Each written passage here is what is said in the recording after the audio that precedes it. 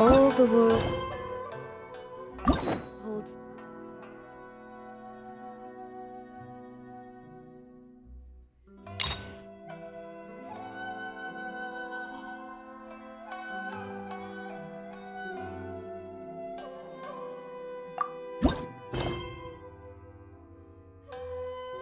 Here.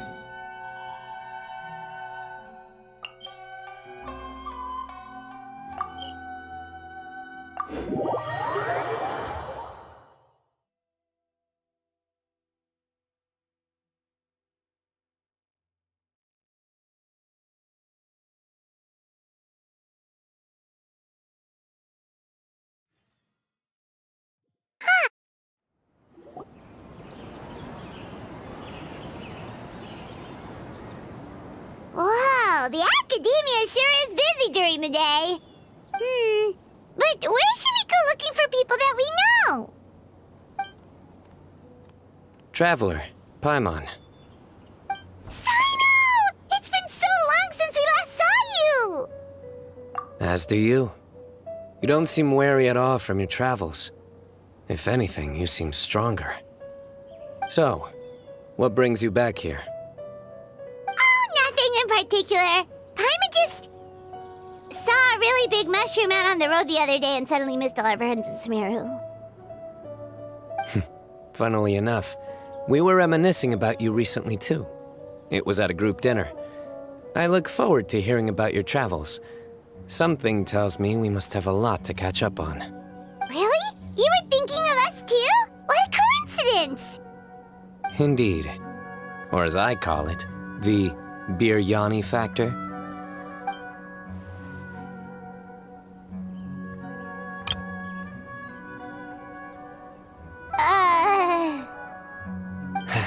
You really want me to say the rest? Okay. It's always rice to meet stew again. Oh, darn, he said it.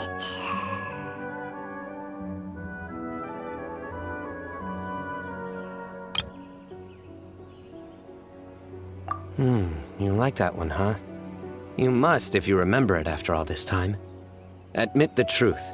You have long been in awe of my razor-sharp wit. All right. Here's your 500 mora.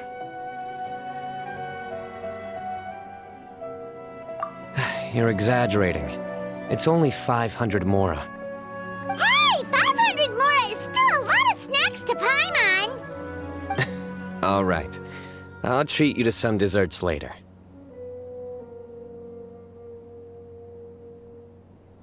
Anyway, I'm actually investigating a case right now. My mind is focused on work, which is why I didn't complete the joke at first. A case? What happened? Nothing major. But after finding out who was involved, I decided, on reflection, to handle this one myself. Need any help? We only came here to hang out, so we've got the time. You may as well take us with you, and then when you're done, we can, Such enthusiasm. Are you worried I'll forget about treating you to some sweets if you're not around to remind me? What? No! All right, was it really that obvious? Obvious enough. Still, it's a fine idea. You are the heroes of Sumeru. It makes perfect sense to work together. All right, follow me.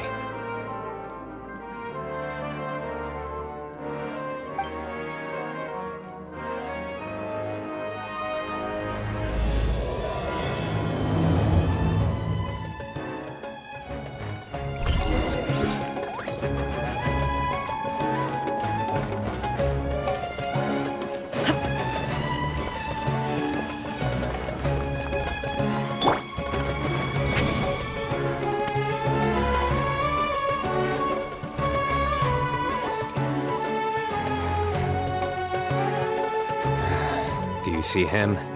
The old man flailing around? Oh, is he the one you wanted to talk to about the case? Correct. His name is Cyrus, a former Spontamot sage. He taught both me and Lisa. Huh? Cyno's teacher is in trouble? It's ridiculous. I'm just an old man who enjoys a spot of gardening, shopping, and wine. What sort of person targets an old retiree? Professor, I've brought some friends.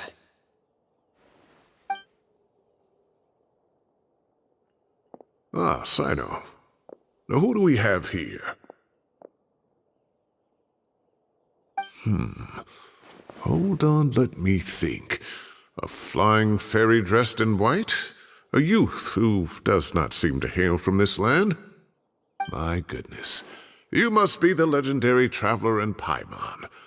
I've heard all about what you've done for Sumeru. Wow, looks like we're really famous. I've told him about you before. You are my friends, after all. That's right. Let me summarize the situation. A couple of days ago, Professor Cyrus suddenly received a threat letter. A threat letter? Exactly. Who sends a threat letter to an old man like me, for goodness sake? This is the letter in question. Cyrus, I have uncovered your secret. If you wish to prevent it from going public, leave 10 million mora at the back door of the cafe.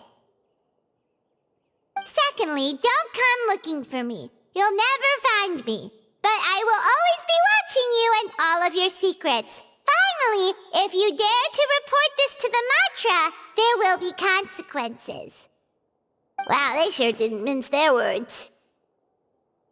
Clearly, this person must be desperate for mora. 10 million mora, what a joke. I'm just a single retiree with nothing to my name beyond the tomatoes in my garden. Where do people think I'm hiding 10 million mora, huh? In my tomatoes? There were no witnesses, so currently the letter is all we've got. So, Traveler, Paimon, let's put our heads together. Paimon's ready too! All right, take a look. Do you see anything suspicious?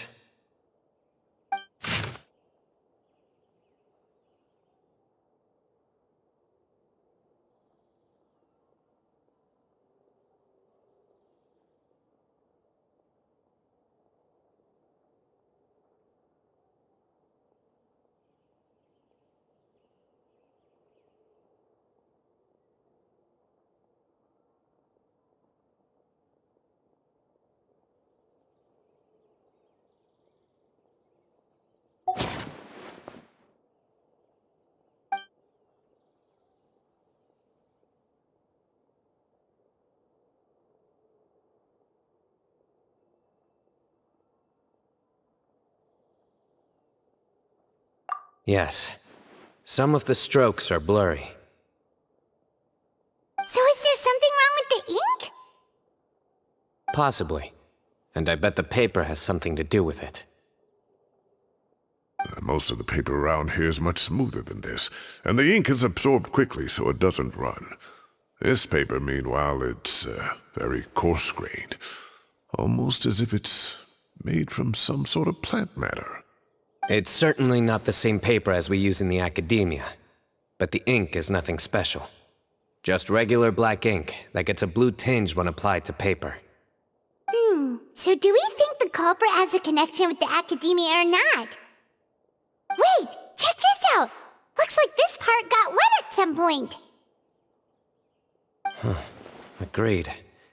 The staining suggests it was a colored liquid, not plain water. It also looks like it was wiped off with a damp cloth. A colored liquid, so... tea? Wine? Looks like we're thinking along similar lines. Let's go talk to Arof. There are some things I'll need him to take care of.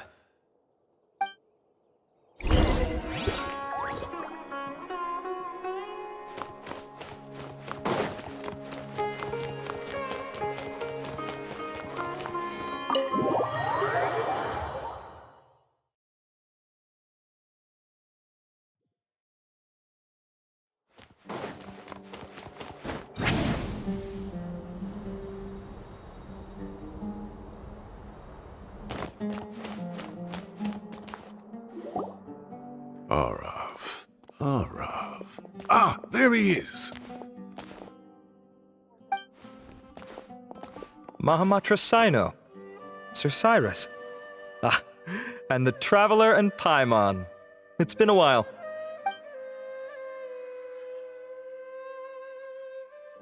As such, I'm inclined to believe that the culprit in this case is a student at the academia. Somebody young and strapped for cash. Oh, one last thing. I'd start your investigation by taking a look at the cafes in the city. Oh, of course! You think the culprit spilled their coffee on the ladder, huh? They do look like coffee stains to me. Also, if I'm not mistaken, the letter is written on a type of scented paper that has aromatics added during the manufacturing process. The kind often provided as writing material for customers in cafes and taverns. Ah, of course. Yes, like they sell in the gift shops. I remember now. Zaha Hadid bought some a while back. She said she was going to use it as wrapping paper for a vase. Understood. I'll assemble a team to investigate the points of interest immediately. You have my gratitude. One last thing. Send some Matra to guard the entrances and exits of Sumeru City. And change into plain clothes. Don't let them see you coming. Will do.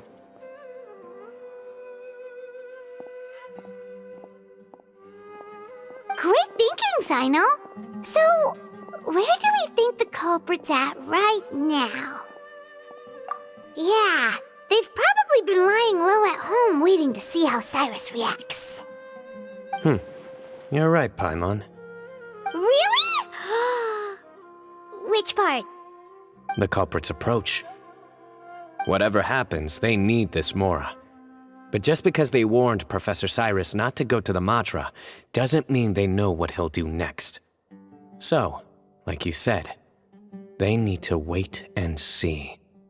And crucially, the culprit said they'd be watching the Professor's every move. Huh? Wait, are you saying...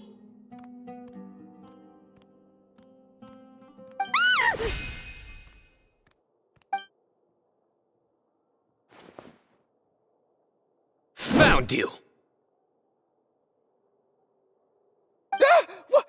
What are you doing? You wrote the threat letter! I don't know what you're talking about. What threat letter? I sensed someone was watching us from the shadows the moment we entered the House of Dana. You managed to stay relatively well hidden for someone reckless enough to threaten Professor Cyrus. There are a lot of people here, but we were looking specifically for Arav. Whoever followed us the whole way was likely to be the culprit. I was just listening in, that's all. You know something big's going down when Mahamatra Cyno shows up, right? So I got a little curious. What's the big deal? You smiled when Arav left. I saw it as clear as day. Is smiling a crime now? There are coffee stains on the letter. You mixed some coffee with water, gently smeared it onto the paper, then wiped it off with a wet cloth. All to create the impression that the letter was written at a cafe. Closing off the exits to the city doesn't affect you, because you already live here. And as long as the Matra were focused on the cafes, you would be free from scrutiny. The cafe was a red herring all along. You had to be somewhere where you could monitor the Professor's movements. You can't pin this on me! I haven't done anything! Really? Then why are you shaking like a leaf? The innocent have no reason to fear the Matra. But you... Your heart's racing, and your eyelids are twitching. You're a terrible liar. I would never... Don't try anything or you'll pay the price. Now come with me. Well, that was over quickly. Cyno already caught the guy. You're telling me. 1 minute I go out for a quick smoke, the next minute I see Arav already on his way back to meet up with Cyno. Looked like a young guy, too. Couldn't have been much more than 30. But after what he's done, I'm afraid he's ruined his whole future. Everyone, it's all over. Gosh, that was so fast! The culprit's name is Uraka, a 16-year-old student in the Rataoish Darshan. Huh? 16?! Cyrus thought he looked 30-something! We checked his records. He's 16, a third-year student. But he looks so old. Yeah, seriously! Foolish child. He's too young for the criminal life. What the devil drove him down this path? We questioned the culprit regarding his motives. Oh, just spit it out. Nothing can surprise me at this point. Very well. It's our understanding that Uraka is a mediocre student who has been underperforming in his classes. He started taking extra tutoring to improve his grades, but developed a gambling habit around the same time and lost a lot of mora. Down on his luck, he went to the tavern for a drink and overheard some people chatting about Sir Cyrus's comfortable retirement. They mentioned that he's always arguing about his tomato plants with some old woman on the street. Some old woman on the street? Goodness gracious, has that rascal attended a single one of his classes? That old woman is Kasharwar's very own professor, Zaha Hadi. How can he not know who Zaha Hadi is? Is this going somewhere? Oh, right, yes. So another thing. We don't just argue about tomato plants. And what are they trying to insinuate by comfortable retirement? A man grows a few vegetables and suddenly he's living a life of luxury? Maybe it's more the fact that you have the time to grow vegetables in the first place. Uraka mentioned he'd heard a rumor, alleging that Sir Cyrus illegally obtained a large sum of money from the desert before retiring, and kept it for himself instead of reporting it to the academia. Uraka believes this money to be the reason why Sir Cyrus hasn't kept up with any academic research or other projects since his retirement. And given your advanced age, he thought you'd be an easy target to blackmail. Oh, Uraka. I'm at a loss for words. I'm so angry I don't know where to start. People make up rumors all the time. I am quite confident that Professor Cyrus has never embezzled a mora in his life. Arav, you'll have to find some excuse to interrogate Uraka again later. I need you to deliver a few firm fistfuls to him on my behalf. I completely understand how you feel, Sir Cyrus, but I'm afraid that course of action goes against the Matra's principles. Professor, there's no need to be childish about this. Oh, come on. I was clearly joking. Okay. Where does this go from here? The academia will determine the appropriate disciplinary action against the student. And as for the individuals spreading rumors about the professor's obsession with tomatoes and some old woman on the street, there could be a slander case here. The Matra will continue to investigate. Who said I'm obsessed with some old woman on the street? Mind your wording or you'll start a whole new rumor. You seem confused. Oh, don't you understand? Uraka is just a young boy who made a very rash and very stupid decision based on some groundless rumor he heard. Besides, I didn't actually hand over any mora to him. The whole thing sounds a lot worse than it is. All it costs me is a little reputational damage. That's all. Please rest assured, Professor, that the academia will issue a fair and reasonable punishment. Yes, I have no doubt about that. But as a former educator, I'd still like to have a serious conversation with the boy's parents. Their family lives in the city, yes? Correct. We looked into the family. Both parents are merchants and they're often away on business. They've never taken much of an active role in their children's lives. Oh, what a mess. You don't have to seal the evidence away yet, do you? I'd like to have that letter back for the time being, if possible. I need something concrete for when I talk to the family tonight. We have to show them how serious this situation is. The relevant authorities have already reviewed the evidence and are now discussing Uraka's punishment. You can hold on to the letter for now. Just make sure to return it within a couple of days. Oh, so you'll be able to close the case in 2 days. Give or take. Cases like this are quick to resolve. Very good. Well, thank you for all your help. Perhaps we can all go for a meal together. Oh, my treat, of course. My apologies, Sir Cyrus, but I have a prior commitment. Enjoy the meal, everyone. Ah, I see. Well, that's a pity. But Cyno, you have to come. You found the culprit at record speed, and I owe you for that. Ah, and isn't Tighnari in town at the moment? Bring him along, too. Wait, you mean Tighnari's in the city? He is. Tighnari's master, Sir Nephis, called him and Kale to the Academia to help out on a project. They should be at Nephis's office at this hour. Though I must say, I'm surprised you're extending an invitation to Tighnari. Did you do something to offend Sir Nephis? Don't be outrageous. Nephis offends me all the time. It's never the other way around.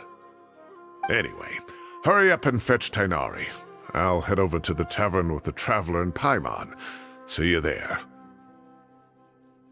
Go on now. Don't keep us waiting.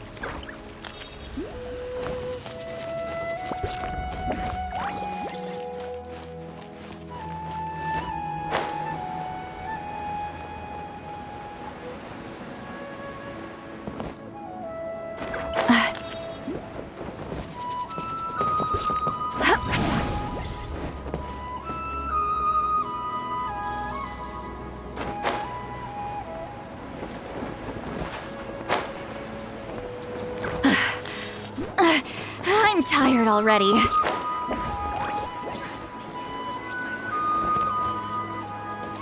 Return to the skies!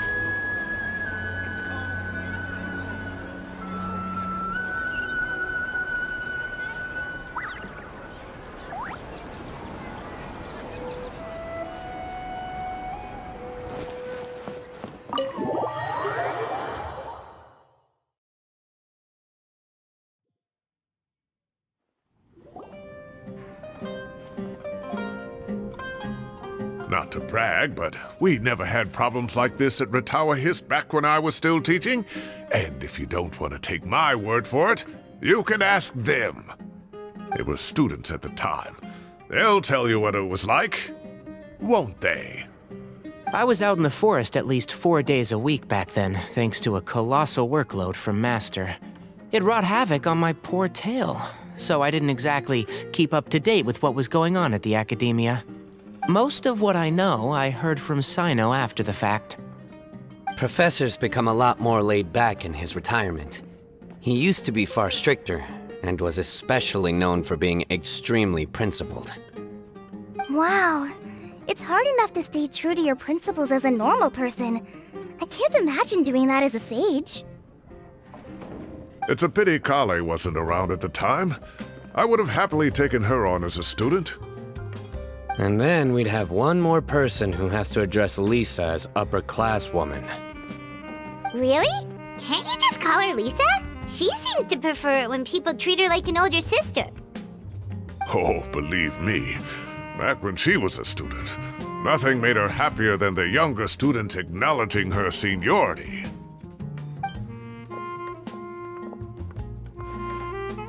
Whoa, more food? Are you sure about this? We don't want to take advantage. Oh, don't worry about it. Order whatever you like. And if it's not enough, order some more. After all your help today, treating you to dinner is the least I can do. I thought I heard some familiar voices.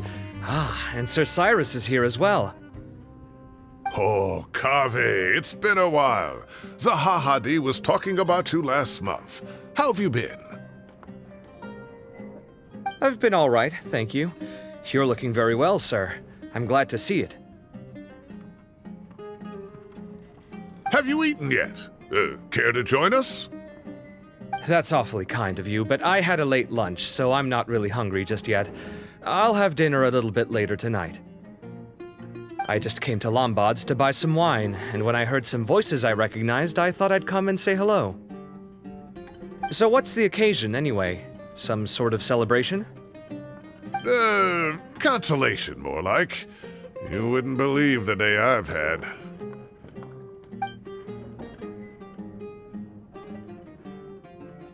Sounds like things have really gone downhill since I was there.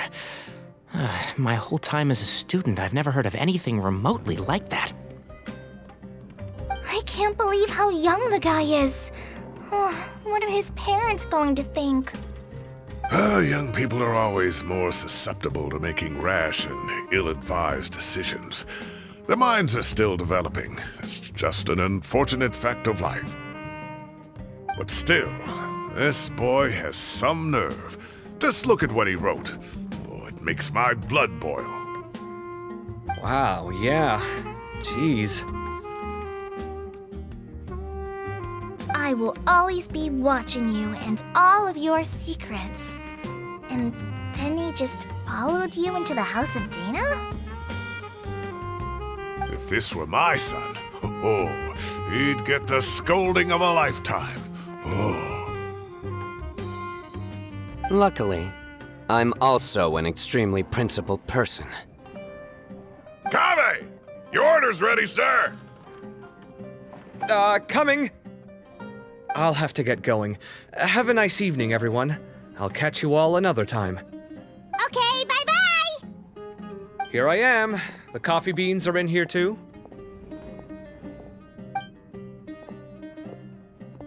Yep, it's all there. I'll stop babbling away now. Let's eat before the food gets cold.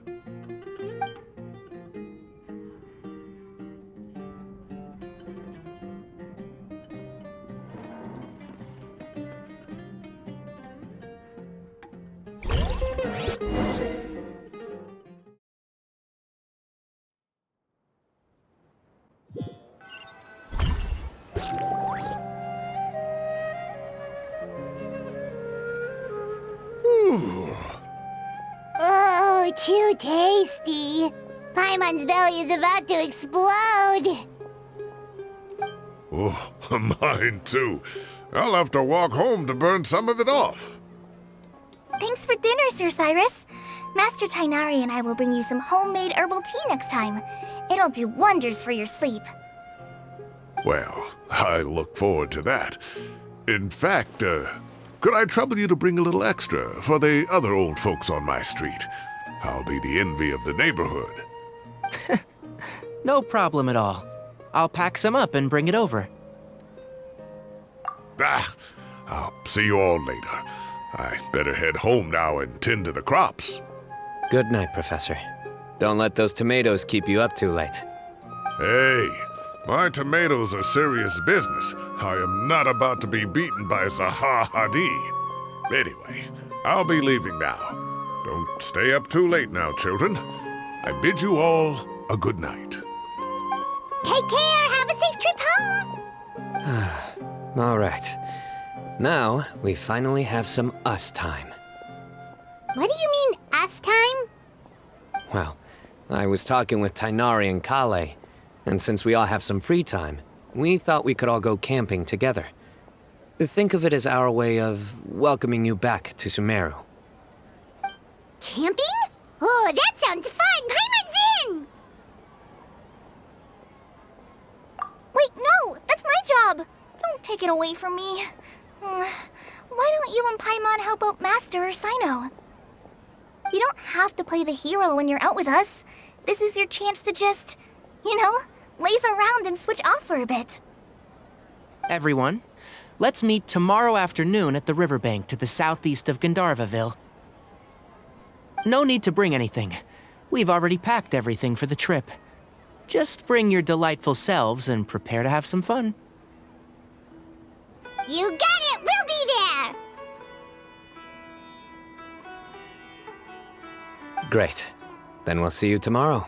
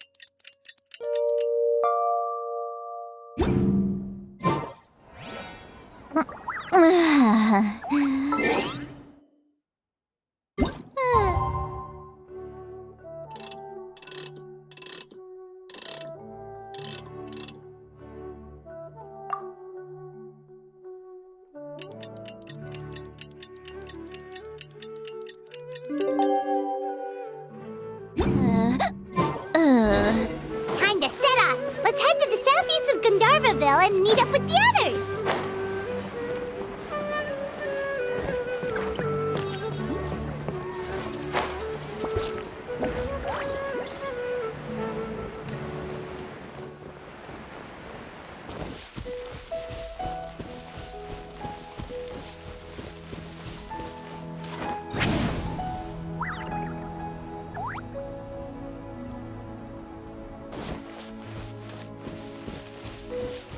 Return to the skies!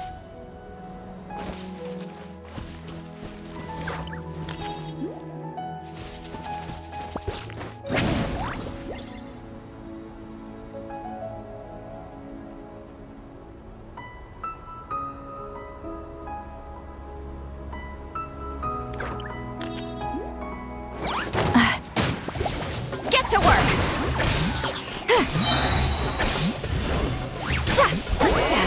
Suffer the wrath of Eastleigh! Show no mercy!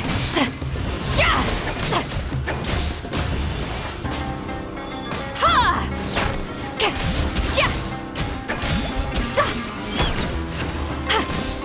Fulfill our pact!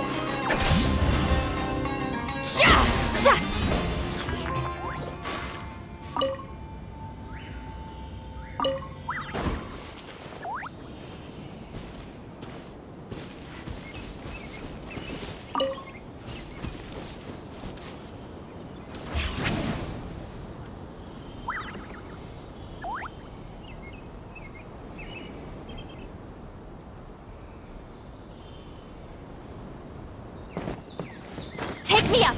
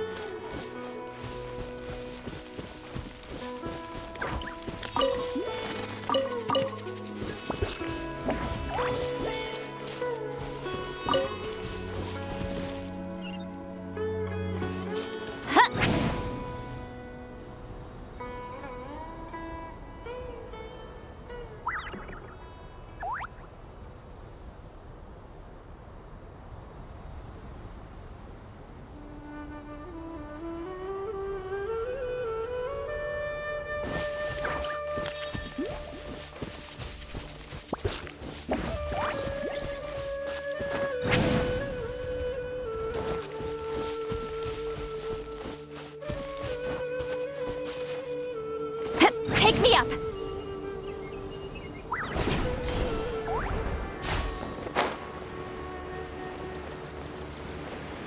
Is there a way I need to just go in like this? Ha!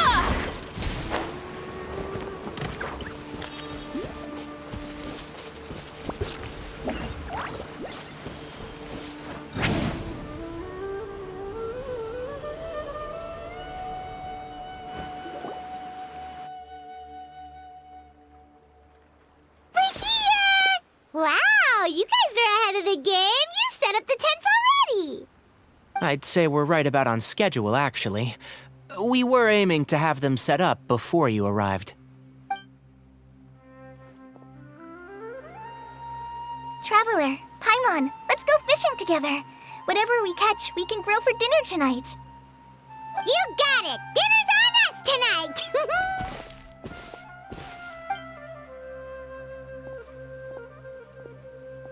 I hope I can contribute too. The other Forest Watchers gave me some fishing tips a little while ago. I'm really looking forward to giving them a try.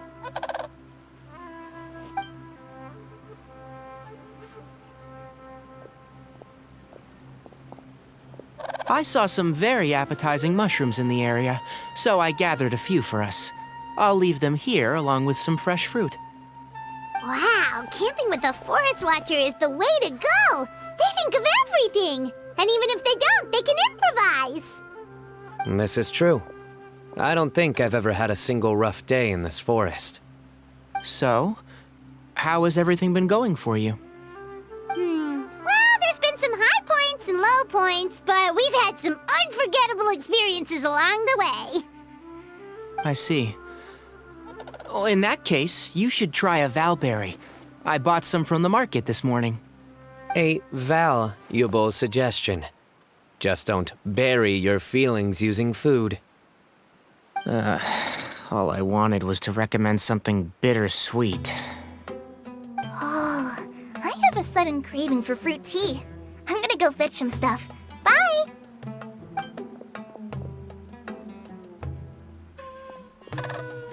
She sure made a run for it.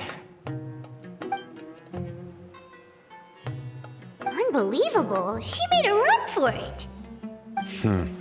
So Kale chose the path of tactical retreat. Could it be she foresaw what shall soon come to pass?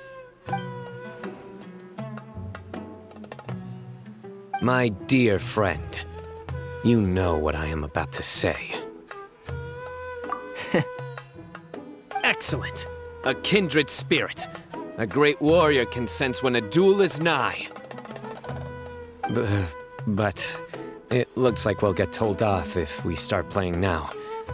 Let's enjoy the nature for a while longer.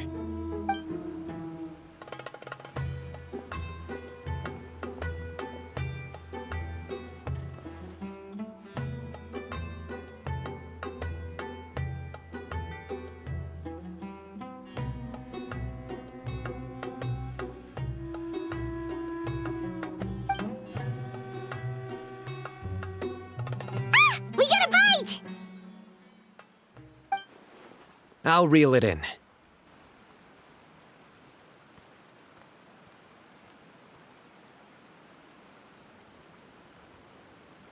Firewood, spices, snacks, and drinks.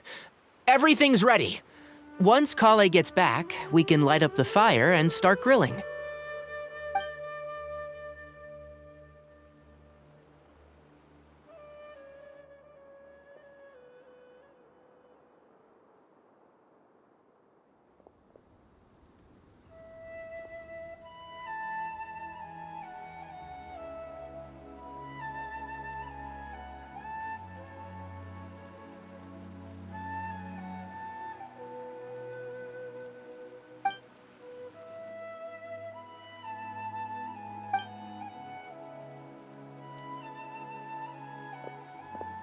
There are 3 tents. Which one do you two want to take? How about the one on the left? Well, Paimon just thinks the ambiance here is a little better. True. But it's also the closest to the water. If there are any sleepwalking fungi around tonight, they might stumble into your tent. Well, that's no good. Take my weapon. You can use it to bar the entrance. Anyone would think you were sealing the gates to King Deshret's mausoleum. Excellent. Then this tent will be an impenetrable fortress. I'm back! How's your appetites? Ready for the barbecue? Always.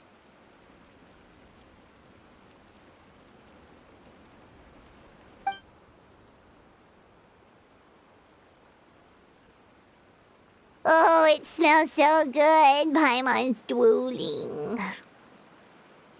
Someone sure is desperate to eat. I think it's time to add the seasoning. How do you like your skewers? Well done? Medium? Rare? Wait, what? Isn't that just for steaks? Hey, if it works for steak, maybe it works for other things too. Medium well for me. Okay, these are about ready now then.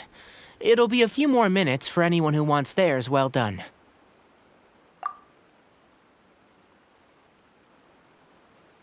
Oh, that was so delicious. If Paimon's stomach had space, she'd eat 3 more skewers. I ate a lot too. Here comes the food coma. If you're tired, then go rest.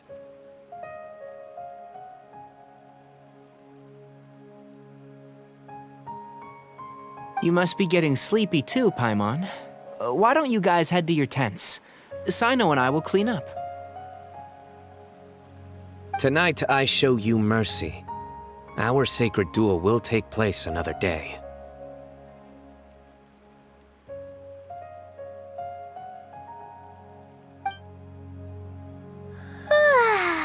Good night.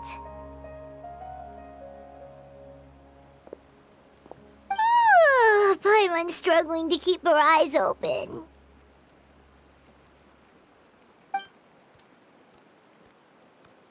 Oh, don't forget this. The Staff of the Scarlet Sands. Wait, you were actually being serious about that? It's a very powerful weapon. Try it. Paimon can't even lift that thing. Fair enough.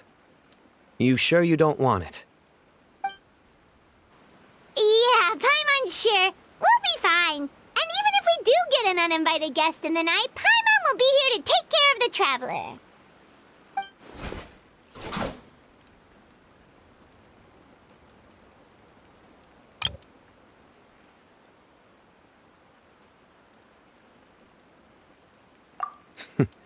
That reminds me of a parting king of invocations. I'll tell you about it tomorrow. But right now, it's time to rest. Sleep well and sweet dreams.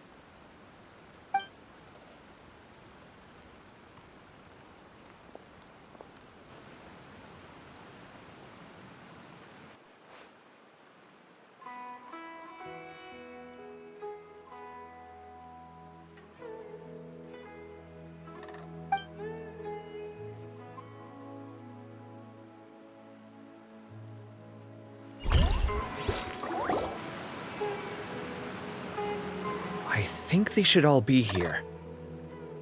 Traveler? Paimon? Are you in there? Could you come outside for a sec? Look at this. What the? What's this sword doing here? Is it supposed to keep out intruders? Evidently. What? Who is it? Oh, what time do you call this? Paimon's gonna take out the sword. Yeah!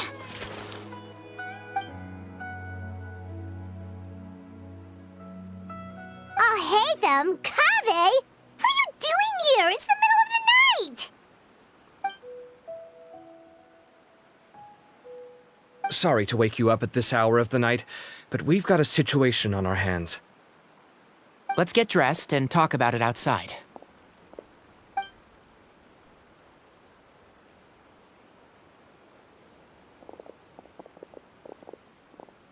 Something has come up. And since it pertains to Cyrus and Cyno, I deemed it essential to inform you all. Whoa, back up. Let's start from the beginning.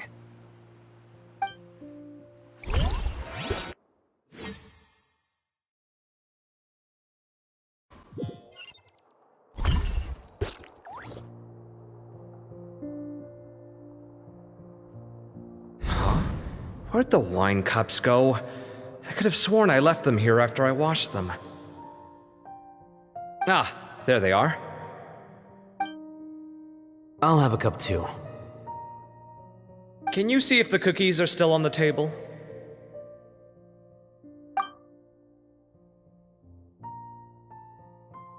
They are, and so are the fruits. Oh, this is so bland. I should have gotten a few bottles of what Cyno's group was drinking last night. Do tell. What were they drinking? Oh, right, I forgot to mention. So, I ran into Cyrus yesterday evening when I went to the tavern to pick up some things. He was hosting a dinner for Cyno, Tighnari, Kale, and the Traveler and Paimon. Anyway, they got a bottle of Lombard's new vintage for the table. At least, I think that's what it was. It looked pretty good. Sounds like they're all tangled up in this. You know what it's about, right? 16-year-old kid tried to extort Cyrus. He was asking for 10 million mora. I heard some people talking about it on the streets, yes. Didn't take them long to catch the culprit.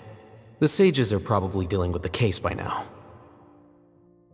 I wonder what Sir Nephis and the others will make of it. Oh, Cyrus showed me the extortion letter, too. It was crudely written, but the paper had this beautiful pattern on it that I've never seen before. Really caught my eye. Give me a sec, I'll sketch it out for you.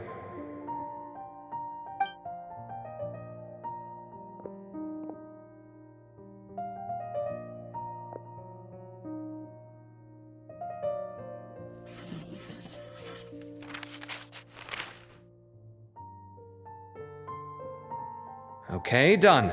Take a look. You see what I mean? I don't think I've ever seen writing paper like this around before. God knows where the culprit got it from. Interesting. These are all motifs associated with the tribes of the desert. What? Really? Take this, for instance. Looks like an outline of a spire, similar to the kind found on some ancient palaces. And the crisscrossing and mirroring here, I recognize that too. It bears a striking resemblance to an ancient emblem, one that hasn't been used in a very long time. Whose emblem is it? It's the emblem of the Temple of Silence.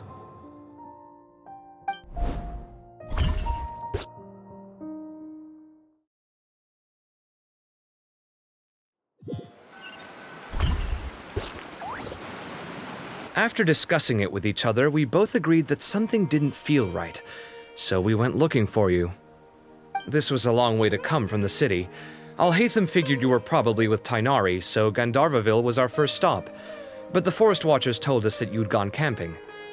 Then, just as we were heading off to the campsite, we ran into Cyno. He said he was on a supply run. We exchanged a few words, and then he ran off. Hold on, so what's the deal with that emblem you were talking about? The Temple of Silence, you said? What is that? Should we be worried? Something's up, huh? Give me a second. Let me get Kale.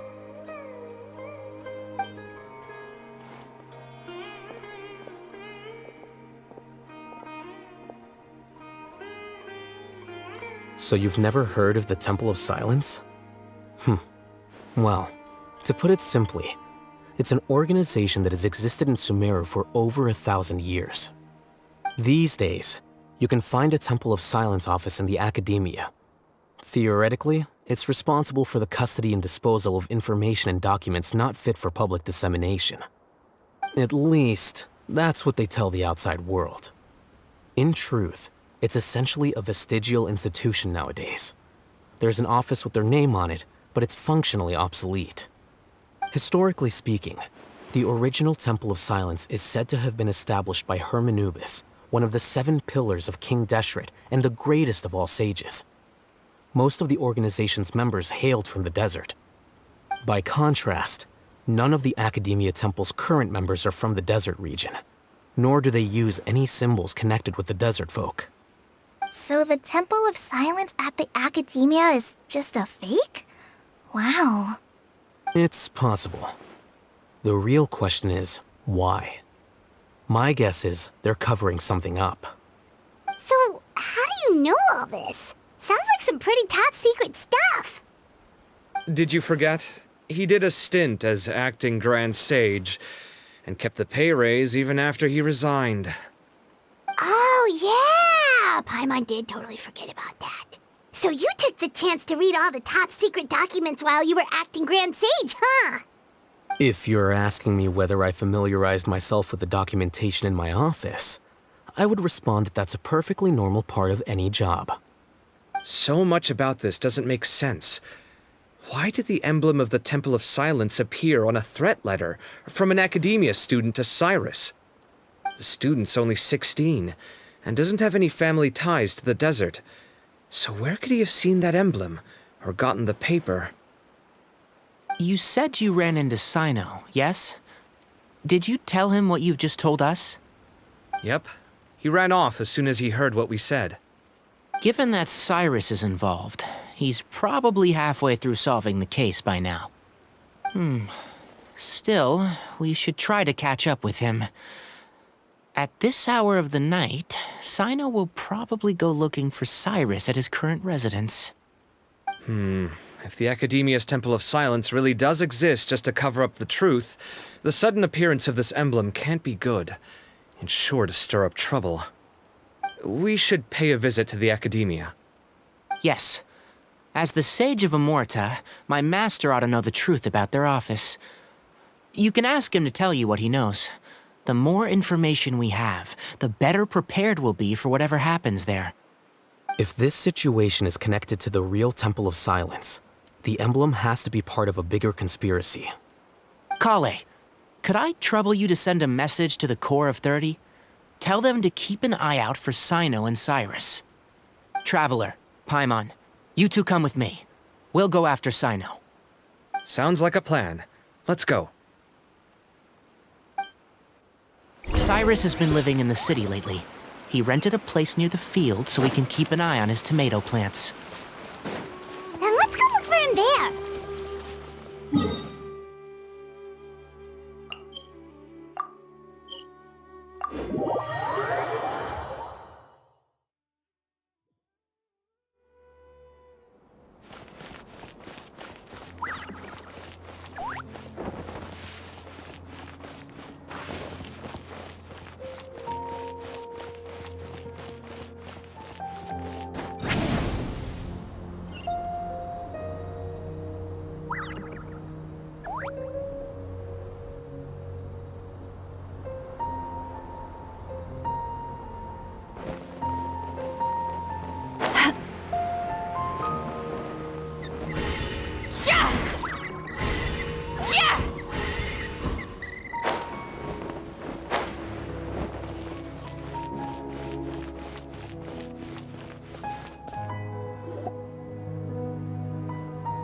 Here we are.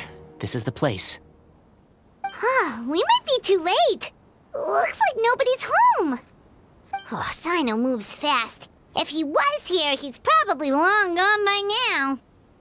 I know that voice.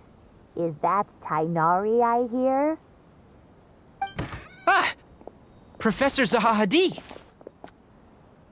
Wow, so it really is you. My goodness, whatever is going on tonight? We're looking for Cyno. So, he's already been here. Yes, not long ago, in fact. He knocked on my door and asked if I'd seen Cyrus today at all. I told him the old fool left early this morning, and I hadn't heard him come back. So we went to his place, and would you believe it? He's gone. Goodness knows where to. It must have alarmed Cyno, because he took off in an awful hurry after that. He never did explain what this was all about. How serious is it? Well, if Cyrus isn't at home... Oh, it sure doesn't sound good. Professor, did you hear that a student recently tried to extort Cyrus? Why, yes. When I left the house that day, I noticed he was watering his flowers in the field in complete silence. He had a piece of paper clutched in his hand, and he looked lost in thought. I could tell something was troubling him, but he wouldn't tell me what it was. If Cyno hadn't happened to visit him that day, he'd probably still be holding on to that thing. After seeing the letter, Cyno told him to contact the Core of 30, but Cyrus was very reluctant. He claimed it would only damage his reputation. Eventually, he relented, after much persuasion from Cyno. Huh? Cyrus didn't want to report it? Well, that's strange. When we saw him, he seemed pretty okay with the idea of the kid getting his just desserts. As a former sage, it's possible Cyrus still has enemies at the Academia. That's why Cyno was so insistent that he report the matter to the authorities. I was there while they were going back and forth over it. So Cyrus initially hoped to stop this from going public. But why?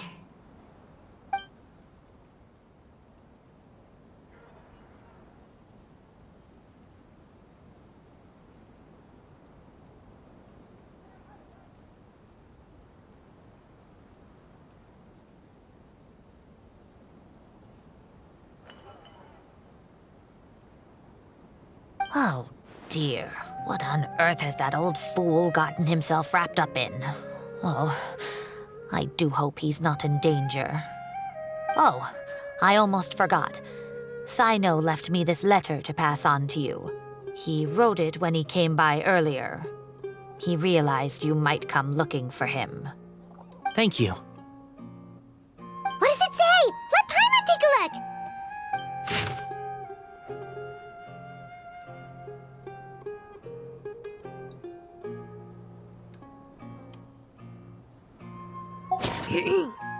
My friends, this is a rather complicated state of affair. Unfortunately, I cannot disclose more than that. I ask you to understand and accept that I had to act alone at this stage. Don't come after me. Yep, that sounds like Cyno.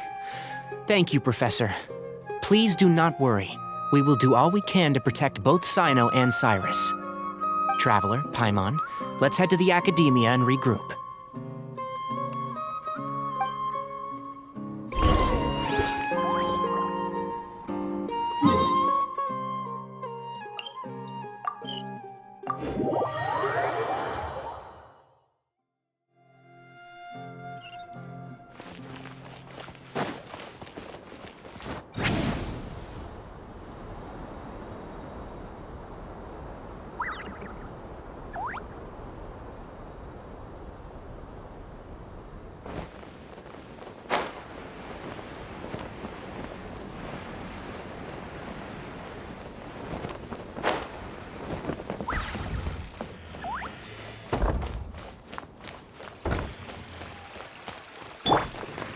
Wind, hear me.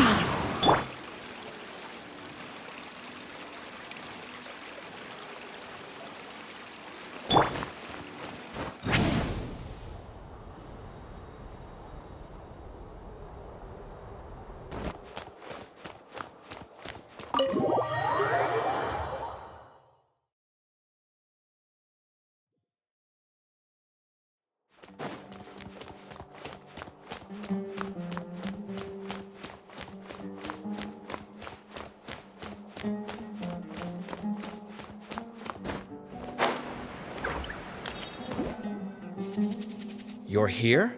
I thought you were going after... Ah, I guess you lost their trail. We went to Cyrus's house. No one was there.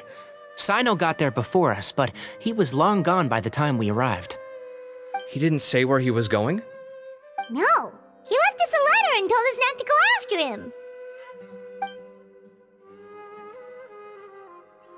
Can't say I'm surprised. Typical Cyno. Anyway, some updates on progress on our end.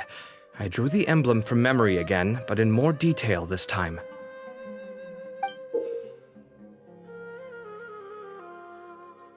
I checked some ancient texts for a similar design. The one I found was a little blurry, but the similarities in the general form and certain details were clear enough to confirm a match. Yeah, and we're lucky we found anything at all. It turns out the emblem was all but lost to history. We scoured the entire Academia collection, and that book was the only one with a record of the motif. Meanwhile, Arav managed to get Uraka to disclose his source. The one who told him about Cyrus's embezzled funds was a young man from the desert.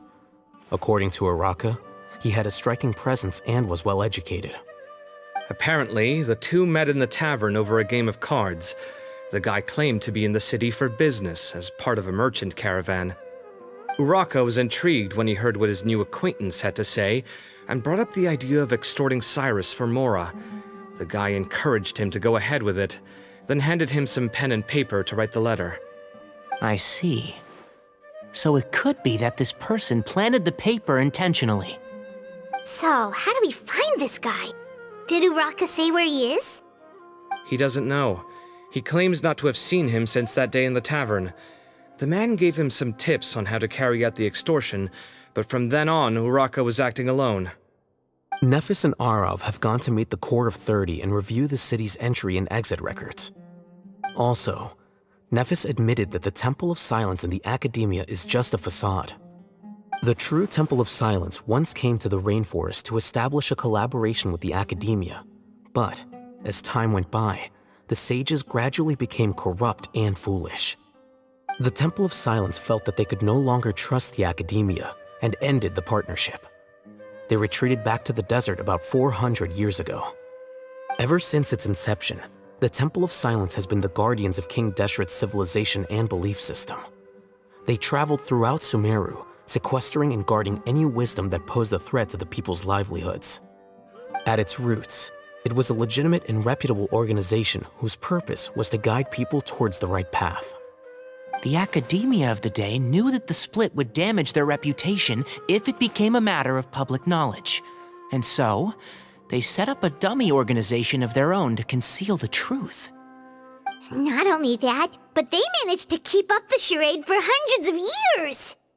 So how did Cyrus become acquainted with the true Temple of Silence if they left centuries ago? I'll bet that's the question that bothered Cyno. Probably why he went after him in such a rush. Whoever is behind this, getting Uraka to extort Cyrus was only the first step of the plan. Their true goal in doing so was for Cyrus to see the emblem on the letter. He must have recognized it right away. That'll be why he didn't want to involve the authorities. He probably hoped to take care of the whole thing by himself. Unfortunately for him, Cyno had other plans. Since the desert is where the Temple of Silence originated, that is in all likelihood where Cyrus went. I have to go after him. Really? Are you sure that's a good idea, with how you respond to the heat? Why don't we send someone else? I should be fine, as long as I bring plenty of water. Besides, I just can't shake this ominous feeling that if we don't catch up to them soon... Everyone, I have news from the Core of 30. Master!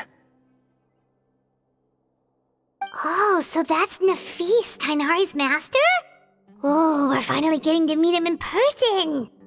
It's a pleasure to meet you, Traveler in Paimon. Several independent eyewitnesses have reported seeing Cyrus and Mahamatra Cyno leaving the city at different times. Both were heading in the direction of Caravan Rebat. I was going to suggest that you join forces with the Core of 30 in this case, however, as I'm sure you've already heard from Alhaitham and Kaveh, the Temple of Silence is involved. The Academia has made a number of decisions throughout history that I am ashamed to talk about. It may well be that no better choice was available to them, but those actions are nonetheless a stain on our legacy. I won't attempt to make you understand the Academia's perspective.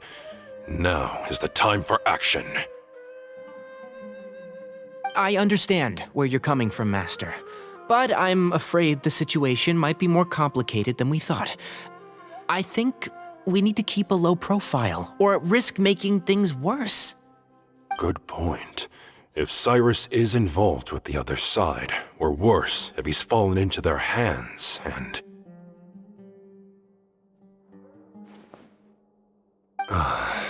Everyone, we have to get Cyrus and Cyno back safely. We cannot afford to lose them.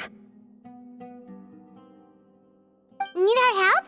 Whatever you need, we got you covered. Really? Wonderful. You have my most sincere gratitude. Arav and I will continue to follow up on the lead from Uraka. Kaveh, Scribe Alhaitham, I'd like to ask you to cover the duties of the House of Dana. Tighnari, you're planning to go into the desert, correct? I am. Kaveh, I'll be okay. You stay behind to help Master and Alhaitham. Well, if you're sure. Okay. But be careful. Thank you all. Arav, let's go! You'd better get moving. Don't forget to ask for help when you need it. Will do. Let's go, Tighnari. Hopefully we can catch up with Cyno before it's too late. Knowing him, he's probably covered a fair distance already, but we still have a shot. Let's take it.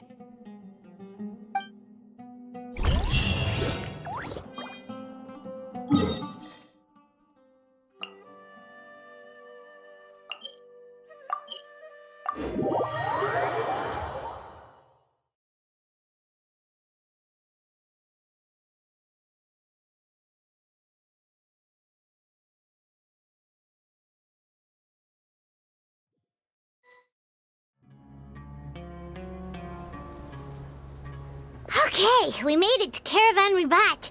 Where should we go next? Maybe we should ask the nearby guards if they've seen anything. Hold on. Look over there. Is that Dia? You sure you want to brave the desert alone? I mean, it's your choice at the end of the day, but still. It's not my first time. I'll be fine. Cyno. If you're really going to go through with this, then at least take our advice. When you're packing for your trip, budget for 5 days more than you plan to spend out there. Makes sense.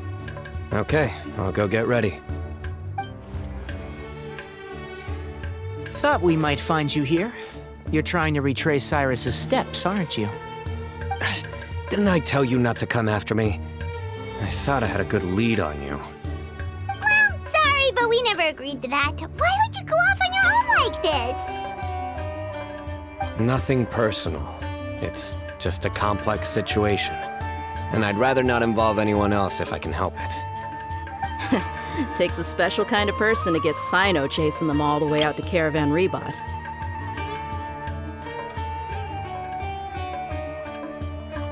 But why so coy today, huh? You only gave us his age and description. Why can't you reveal his name? Is he Sumeru's most wanted or something?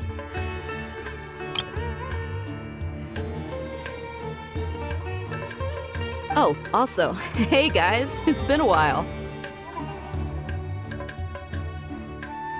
Dia and Candace! So nice to see you. Actually, seeing all of our friends is the whole reason we're here. You're looking well. Glad to see it. Candace and I came to Caravan Ribat on business. We ran into Cyno as he was asking about some elderly gentleman's whereabouts. Some people say they saw him. Guess he stood out as an older guy heading into the desert alone with just a sumpter beast in tow and very few supplies. That's gotta be one heck of a story there. Cyno, it's okay if you can't tell us anything about the case, but let us know how we can support you. We're here to help however you need. The more people we have working on this, the quicker we'll be able to find the person you seek. No, it's not that simple. If I'm right, he'll be doing everything he can to avoid us. We spoke with Zaha Hadid. From what she said, it's pretty clear that he wants to try and solve this on his own. It won't be easy trying to find him in the desert when he's deliberately trying to cover his tracks. Sounds like this is far more complex than we imagined. Still, if he started from Caravan Ribat, the chances are that his route took him past our village. You may as well ask if anyone there has seen him. My thanks to you both. Once this is resolved, I will find a way to repay you. Ah, come on. No need to get all serious. Just buy a round of drinks next time we're all in the city or something. That's a deal. All right, so, you all set? Yes, we'll handle it from here. Thank you again for your help. I don't take it for granted. All right, then we'll leave you to it. Just remember, if you change your mind and need some reinforcements, we'll be here. And don't think you'd be imposing. You can depend on us. Don't worry, we'll keep him out of trouble.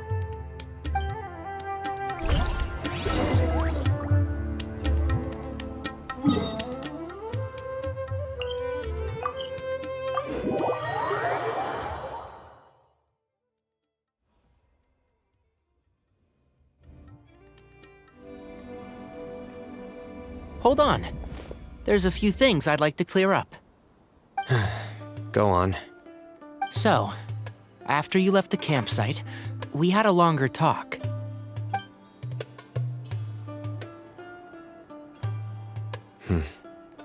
Clearly, we've only scratched the surface of the Temple of Silence question.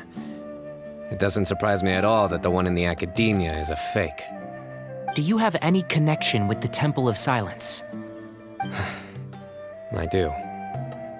I trust you're all aware of the spirit that gives me my power. Hermanubis, the original founder of the Temple of Silence. Due to my unique constitution, I was put through a number of trials in the desert when I was younger. Later, I met the professor, and he brought me to Sumeru City. But my memory of that time is hazy. I can't recall much.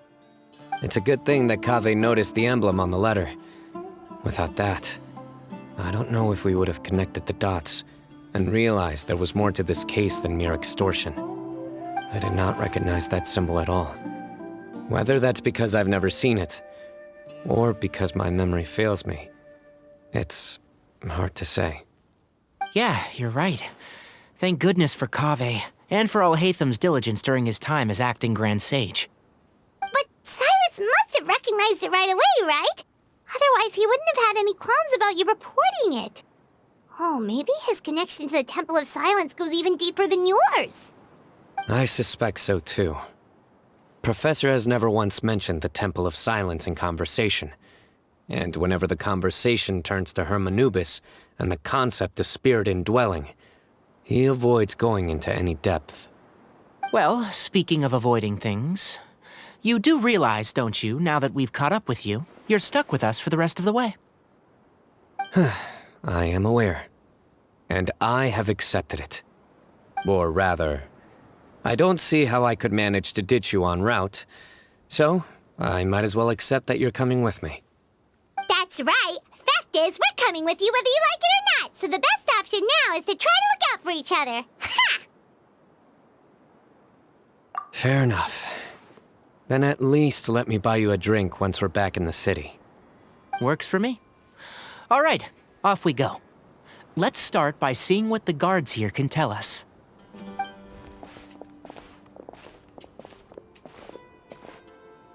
Hello. Mahamatra Cyno? I'm looking for someone, so I'd like to confirm any recent foot traffic in and out of Aru Village. A man matching that description passed by Aru Village not too long ago. He stopped by to load up on food and water and feed his sumpter beast, then he was on his way. Where was he going? Let me think. He took a seat by the entrance of the village for a while, and had a brief chat with the person who came to deliver the water.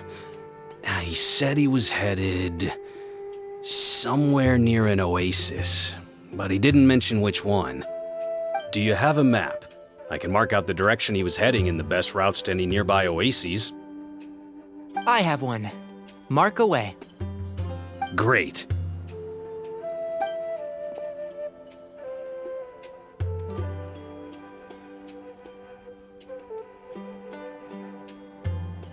There you go.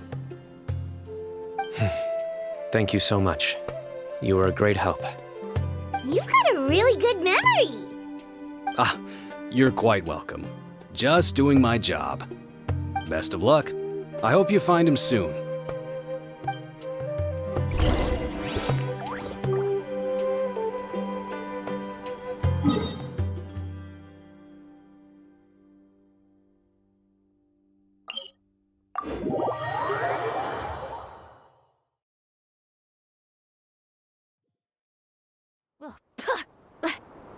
Oh, that wasn't me spitting on the ground. I know better than that.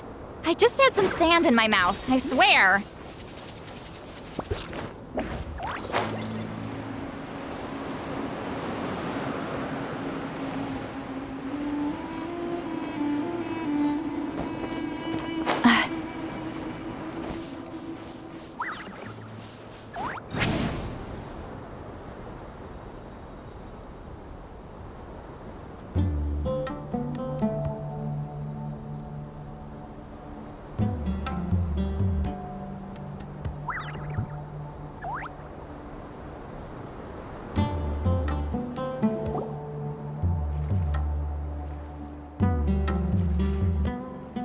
Hold on.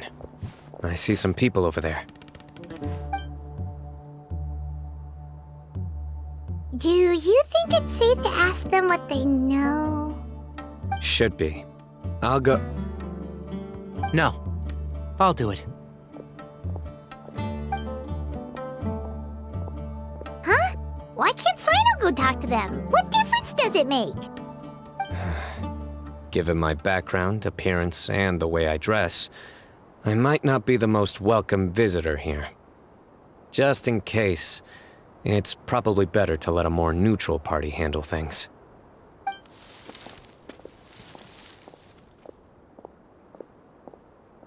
Ah, hello there. I hope I'm not interrupting. My friend and I are looking for an elderly man who's gone missing around these parts.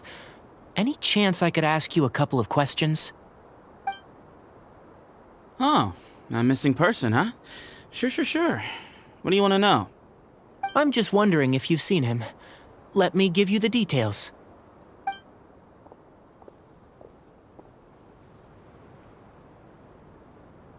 So, a silver-haired guy in a long robe, culture type with thoughtful eyes, and he's traveling alone. He'd stand out like a sore thumb around here. Yeah, sounds like the kind of guy we'd remember if we saw him. He's looking behind me.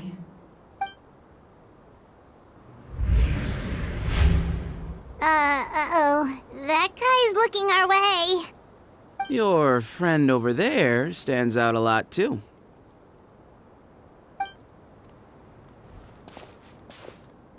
Hey!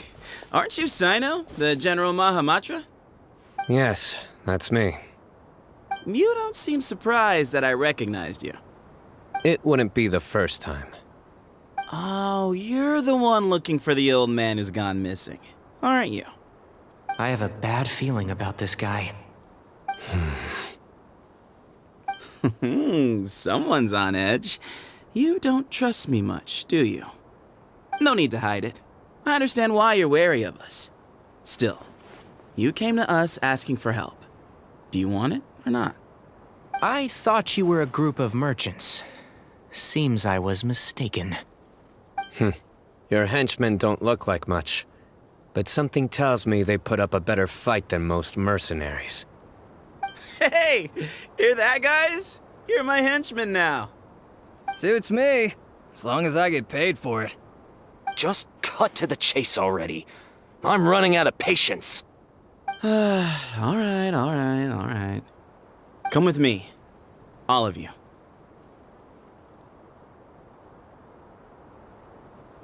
Don't you want to find your friend? Silver-haired, long-robe, culture type with thoughtful eyes? Sounds like there's a whole other side to Cyrus I didn't know about. So you know where he is? Just follow me. I'll take you to him.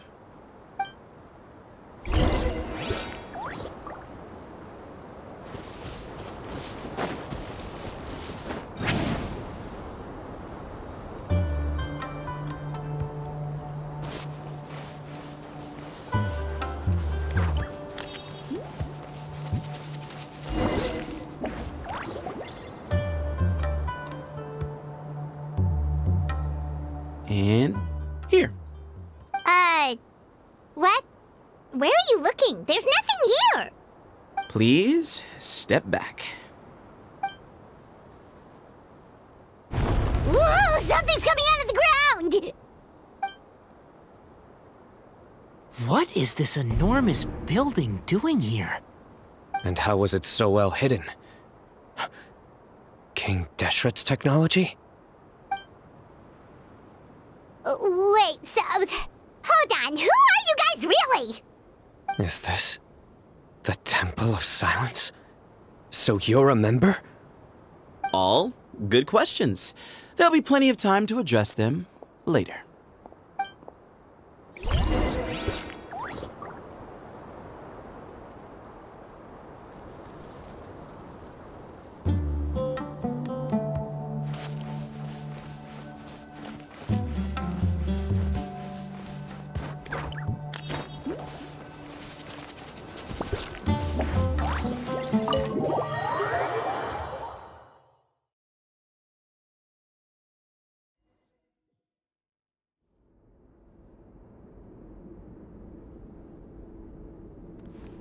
This is not what Paimon was expecting to find in the desert, especially not hidden right next to an oasis.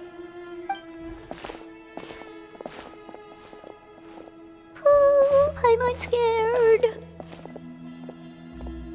They must have kidnapped Cyrus. Do you think this is the guy Raka met in the tavern? What's wrong? Thinking about your professor? I just hope for your sake you haven't done anything you might regret. Me too. I hope I haven't done anything to incur your wrath.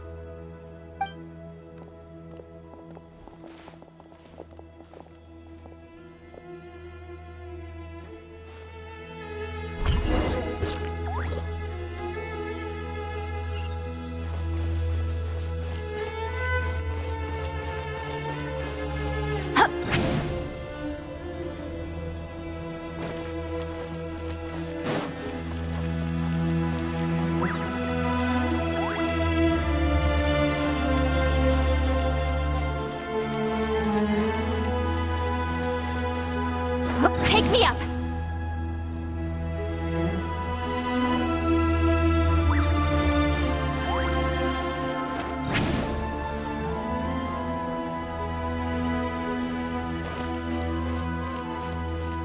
Take me up!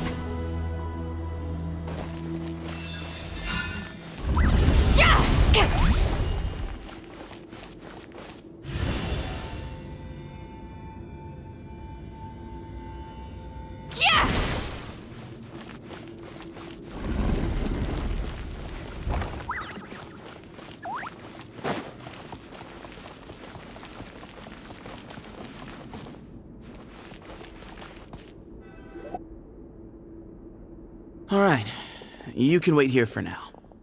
I'll inform our leader that you've arrived at the Temple of Silence. Sit tight until he comes to greet you.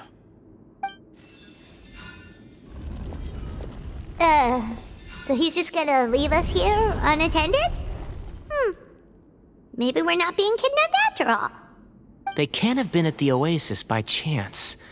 They were waiting for us. Whoever the leader is here, they were obviously counting on us showing up. So this is the Temple of Silence. After leaving the rainforest, they hid themselves here? Hey, look! That guy's coming back. Don't worry. Someone will come and call for you soon. What's your name?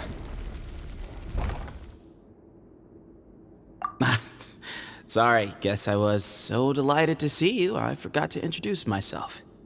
My name is Sethos. I'll be here if you need me, but I'm not planning on answering all of your questions. Other than that, you can occupy yourselves however you see fit. So we're free to explore by ourselves? Yep. I mean, I'm not worried about you running off. Cyrus is here. And unless I've misunderstood, you're all quite anxious to see him again. He's right. Well, if we've got some time, we might as well take a look around.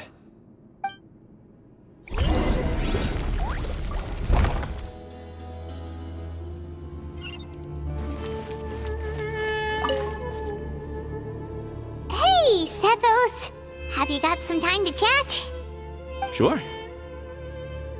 Although, I'm assuming by chat, you mean you have questions for me? I don't blame you. Anyone else would. Not often.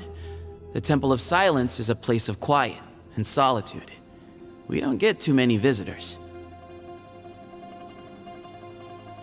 Yes, that was me. Although, tricked is a stretch. He was asking everyone in the tavern about ways to make some easy money. He insisted that nothing was off the table, even if it broke the law.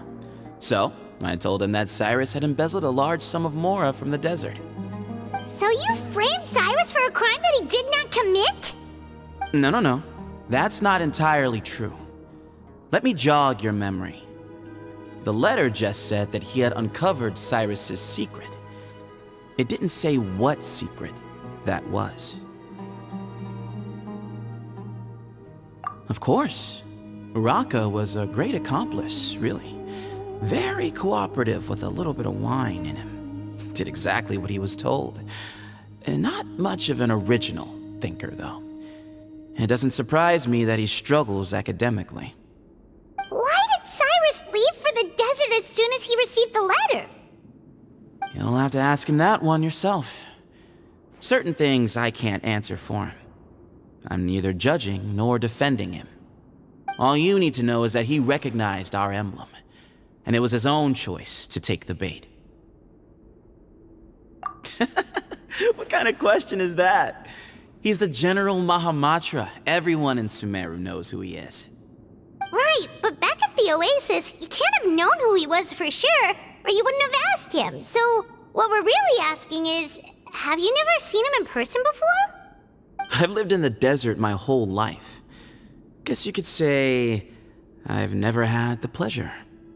Ugh, why does Paimon feel like this guy's not being straight with us? Come on, we've only just met. If I give you all the answers up front, you'll have nothing left to look forward to. Yes, that was me. He insisted— So you framed— No. That's not entirely true. Of course. Why did Cyrus— You'll have to ask him. All you need to know is that he recognized our emblem, and it was his own choice to take the bait. Nope, not once. Really? I have no need to go there. Not when the taverns are full of the Urakas of this world. Besides, we're well aware of what goes on at that place. Spies? It's not as clandestine as that. The city gates are wide open. Anyone's free to walk in. You can find out all you need to know just by walking around town and hearing the word on the street. Mm-hmm.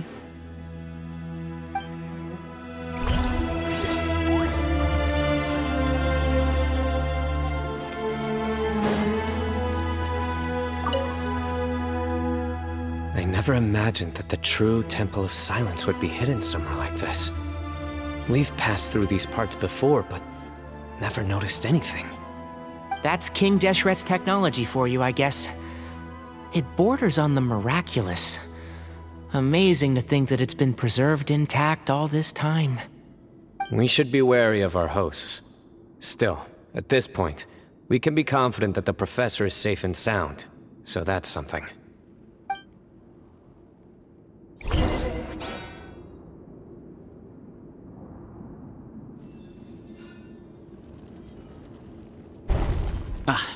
Here he is.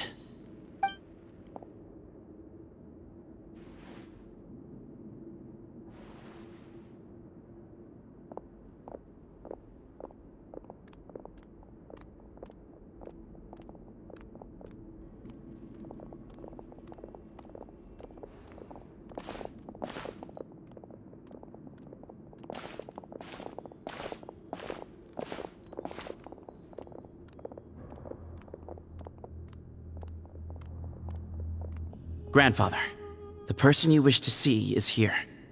Well done, Sethos. Greetings, one and all. I am Ba Moon, the current leader of the Temple of Silence. I know why you are here, and I thank you for your patience. Bring him out.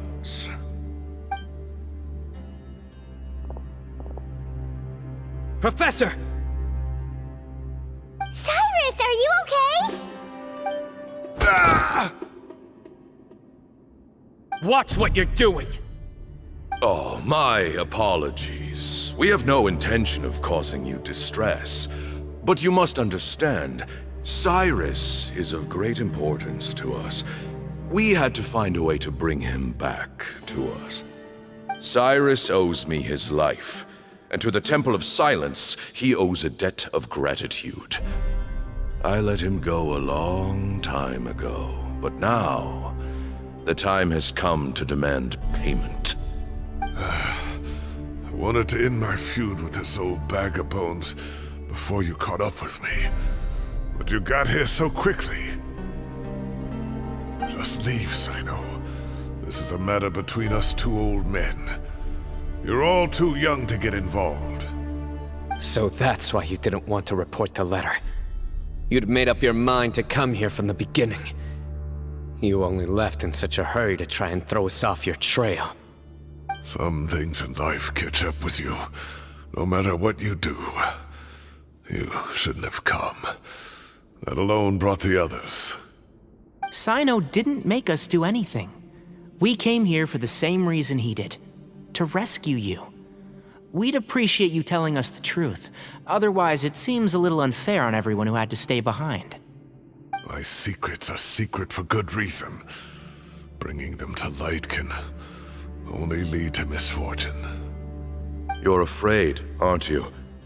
You can't bring yourself to speak of your past deeds to the students you nurtured as if they were your own children. You recognized our emblem because for many years you lived among us. Indeed, you all but became one of us. You knew as soon as you saw the letter that we, not Uraka, were the ones speaking to you. It threatened you only because you know what you did. Your own guilt convicted you. For you, Cyrus, are a traitor. You once shared your learning with us, and joined us in our mission to revive the might of Hermanubis, to bring new hope, new opportunity. But then you betrayed us. You bargained for your independence with your past contributions.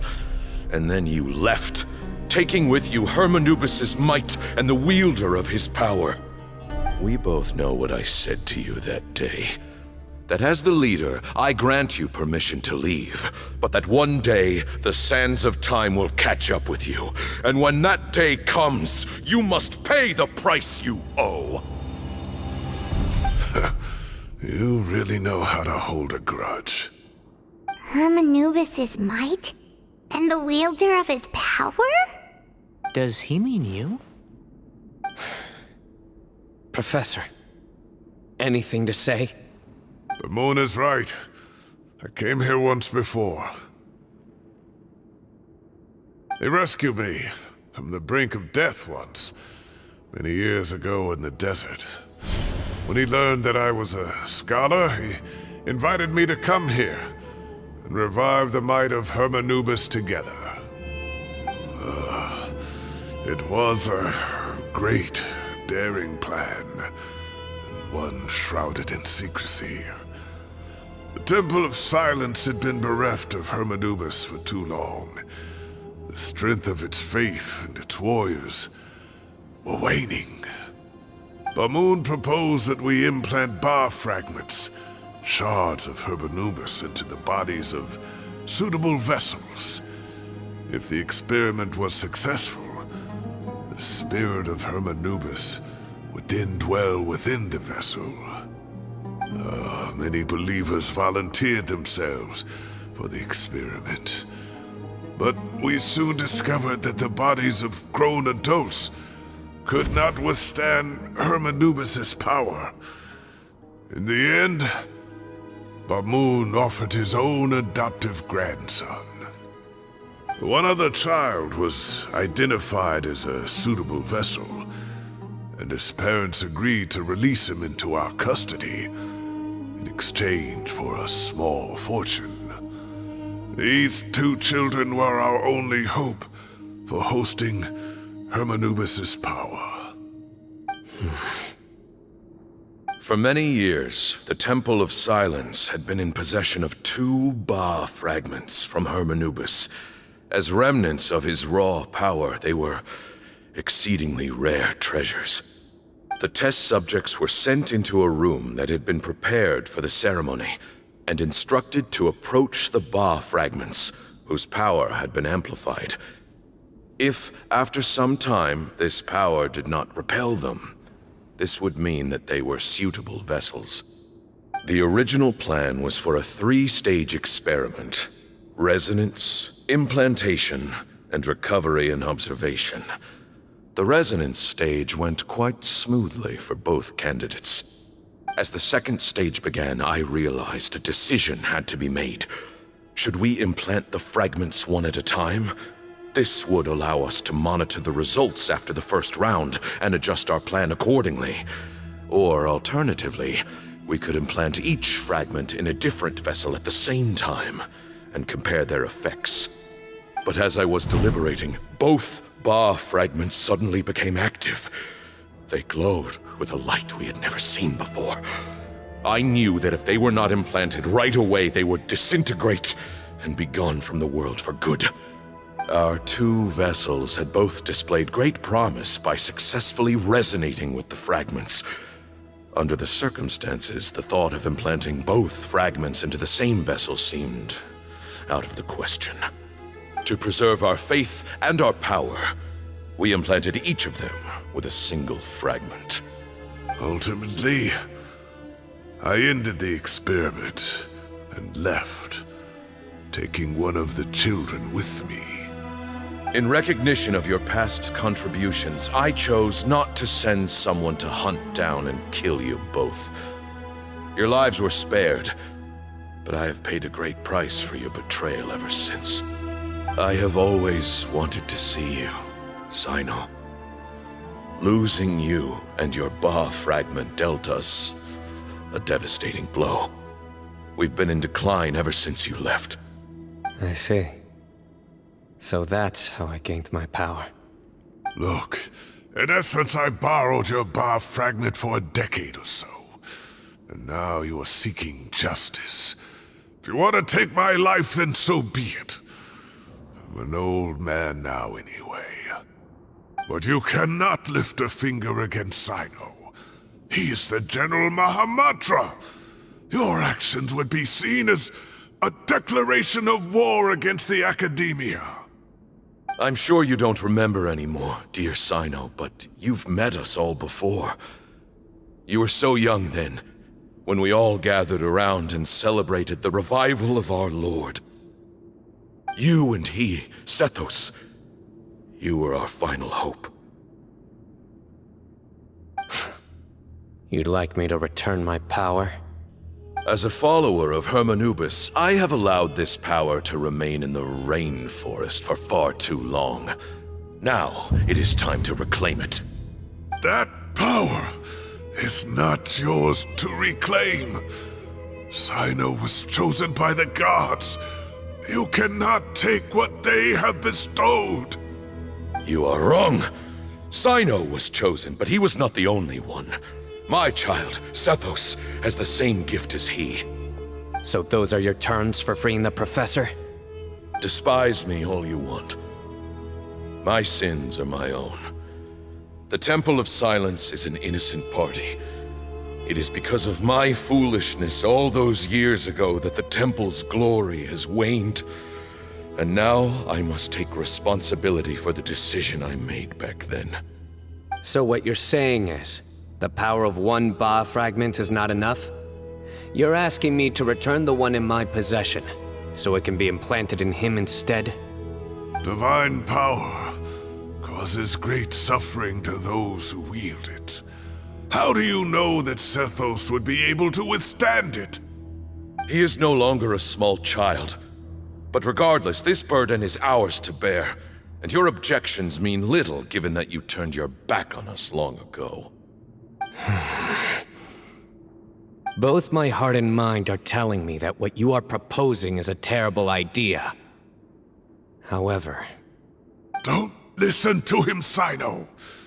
That power is no more yours to give than it is his to take. You have to understand. I know. But if this is a question of your freedom versus a fragment of power, then there is nothing to debate. Sorry to interrupt, but in my view, there are a number of contentions here that still need addressing. Say that Cyno refuses to return his power, and you also refuse to release Cyrus. Then, we are at an impasse. I find it hard to believe that you went to all this effort without planning for that possibility. You're trying to gauge where we stand while keeping your remaining cards close to your chest. Well, my stance is, put the rest of your cards on the table. Then we can have a discussion. Wait, those ears. So, we have a descendant of the Valukashuna in our midst. Splendid! Fate smiles upon us after all. Everything we have longed for, Hermanubis will provide. Perhaps this very day we'll...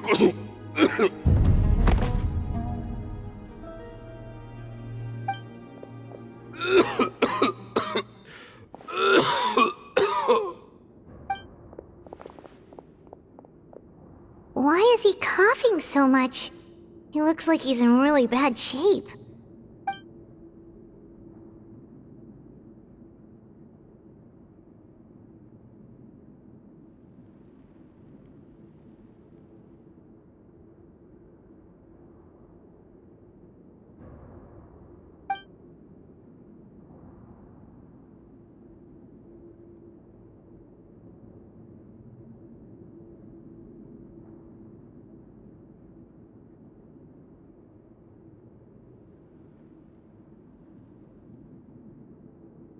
Moon, you...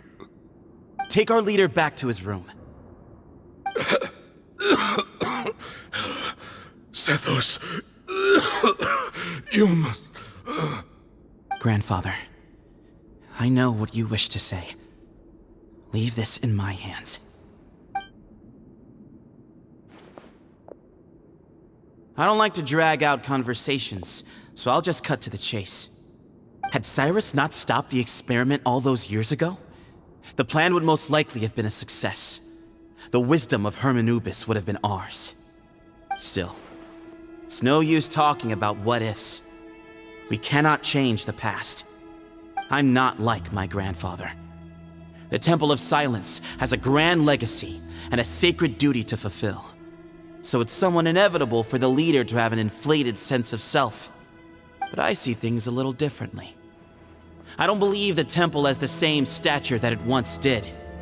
Time has worn away at its prestige and changed things almost beyond recognition. So I'm not going to force your hand. You're all free to leave. Except for Cyrus. My grandfather gave him his chance once, and now I'm giving the rest of you yours. You have courage and wise judgment, kid. Reminds me a lot of Bamoon in his younger years. I truly wish that the temple would take an objective look at the academia of today. You've been to the city yourself. I'm sure you've seen that much has changed for the better. And things will only continue to improve. Why not consider cooperating with the academia once more? If you hadn't betrayed my grandfather, I might well be open to persuasion. But it's a bit too late for that now, Cyrus. Tighnari made a good point earlier. He said there has to be more to your plan than this, and I agree. All you and Ba Moon are after is the Ba fragment. The professor will accept whatever fate you deem fit for him out of a sense of guilt. I am the one who has a choice to make. And that's how it was always going to be. Ultimately, you want to trade the Ba fragment for the professor, correct? I'm glad to see you're giving it some serious consideration. I won't forsake my professor, nor do I intend to run from a problem that I must face sooner or later. Give me one night to make my decision. That works. Then I'll be waiting to hear your verdict, Cyno. Oh, my grandfather still has a fair few things he wants to say to Cyrus, so I'll be escorting him back now.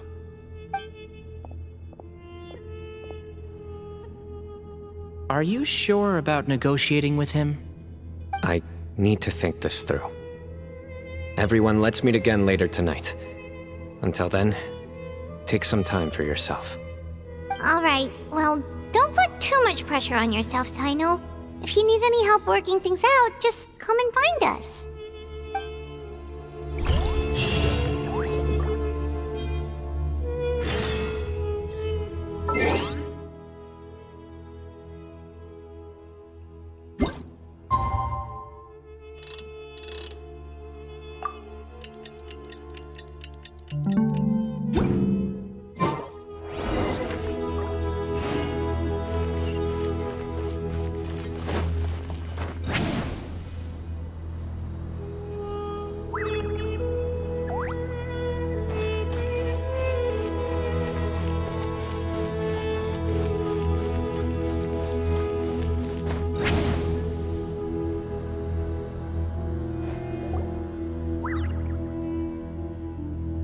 I've taken some time to reflect on this.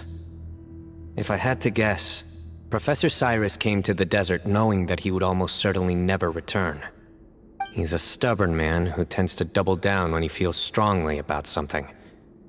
We won't get anywhere trying to convince him to escape. I agree. My master Nephis says the same thing. Once Cyrus makes up his mind about something, he won't listen to reason. So that's one thing. A few other things come to mind too. You've heard all you need to hear about the Temple of Silence, so on that, I don't have anything to add. My own memories of this place are hazy though. Probably something to do with the overpowering presence of the Ba fragments. That might explain why I suffered from constant headaches and fevers as a child. I do remember having some fleeting moments of profound emotion when vague images would appear in my mind. But I don't recall much, only bits and pieces. I was still young then, and all I could understand was that there was a strong will inside my mind. Thinking back on it now, I suppose it was Hermanubis' way of trying to encourage me, even if we couldn't communicate. The power that came to inhabit my spirit was probably one of the cornerstones of their whole faith. So if the will and might of Hermanubis is a real, intangible thing, and they are its rightful worshippers, then... You're not gonna give in to their demands, are you? Surely there has to be another way!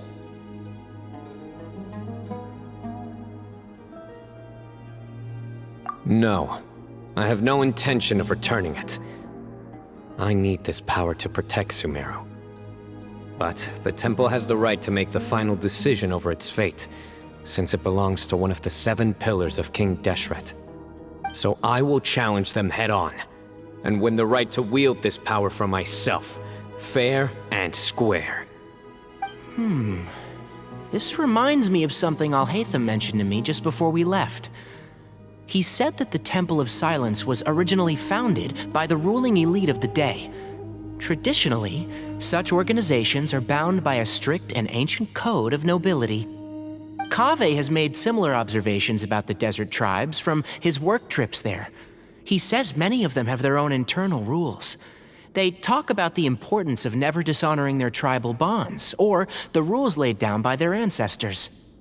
I think we could turn that to our advantage. Go back to them with a proposal of our own. Wow, and just like that, we've turned the tables on them! Looks like we have the same idea. Turn it back on them now while we still can, in terms that they cannot refuse. That's how we win this.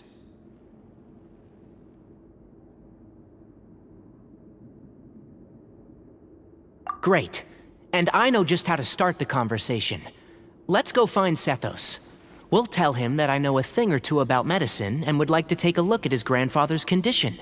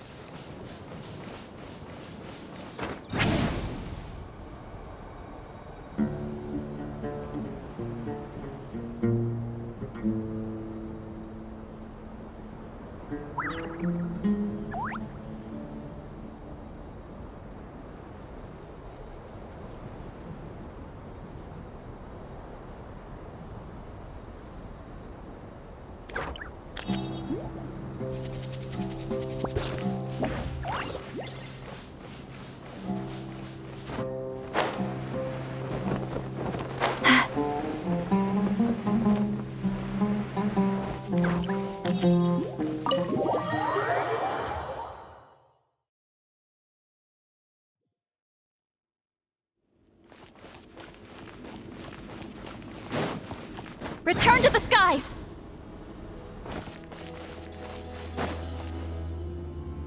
Sethos, let's talk. Have you made up your mind? We'll get to that, but first, I have some degree of medical training, so I was wondering if you might let me take a look at your grandfather? I have no objections, although we do have our own doctors here. I doubt you'll be able to tell us anything we don't already know. Only one way to find out. Follow me. Keep your voices down. We don't want to disturb him.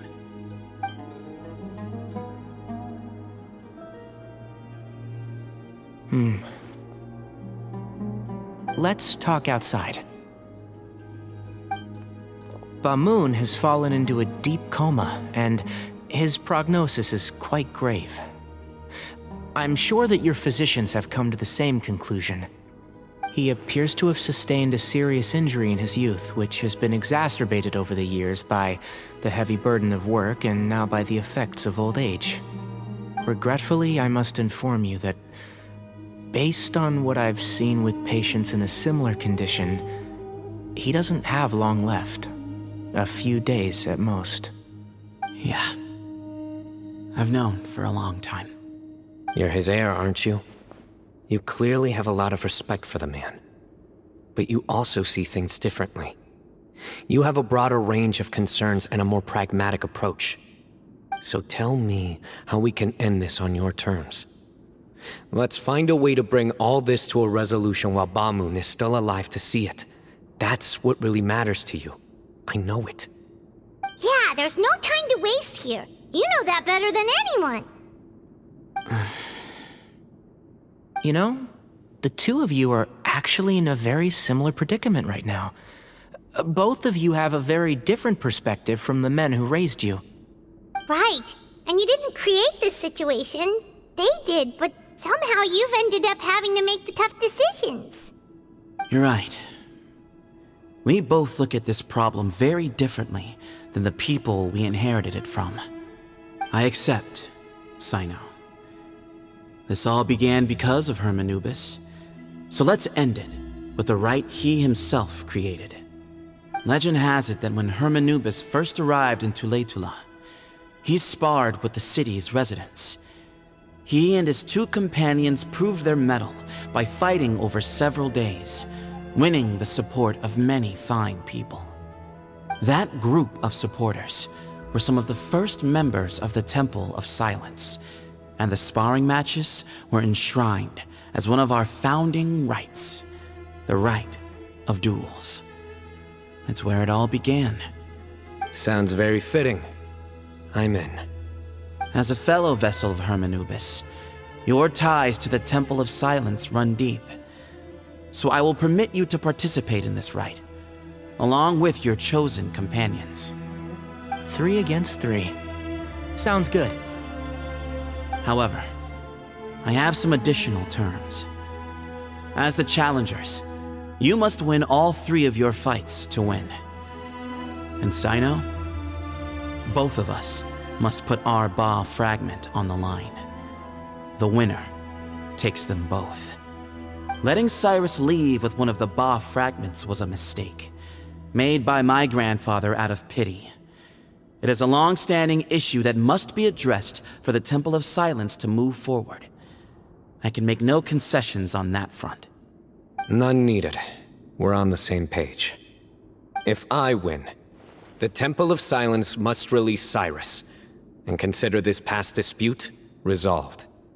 If you win, I'll return my power to you. It's a deal.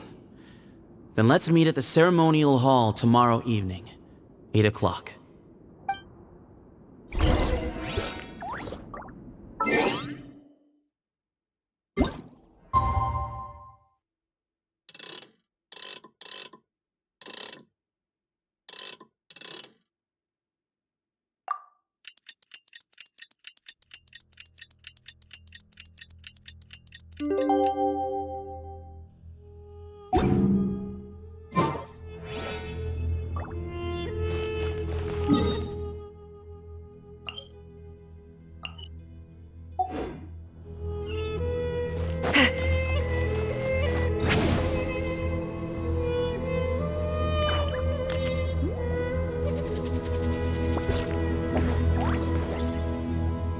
Well, after how that went, there's definitely no turning back now.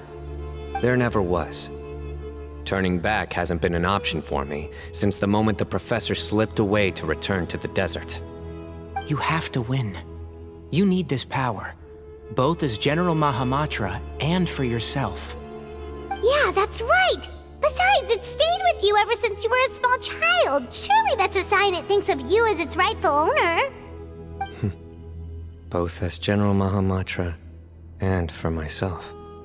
Yeah, when you put it that way, I've had to overcome a lot to tame this power and claim it for myself. Not everyone could have done that. Exactly!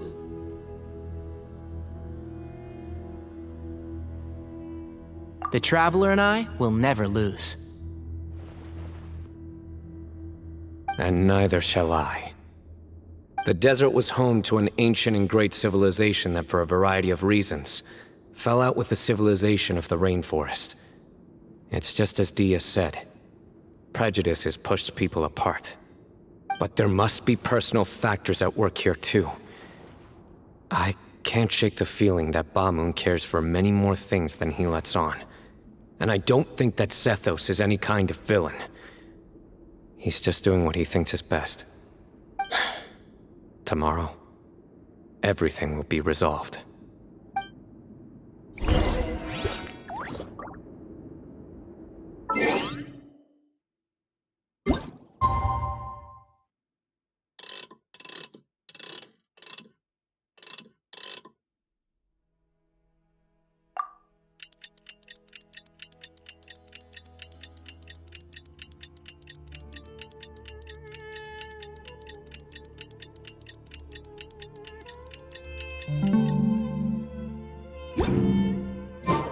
Going into a trance is risky for most people, so don't get any ideas.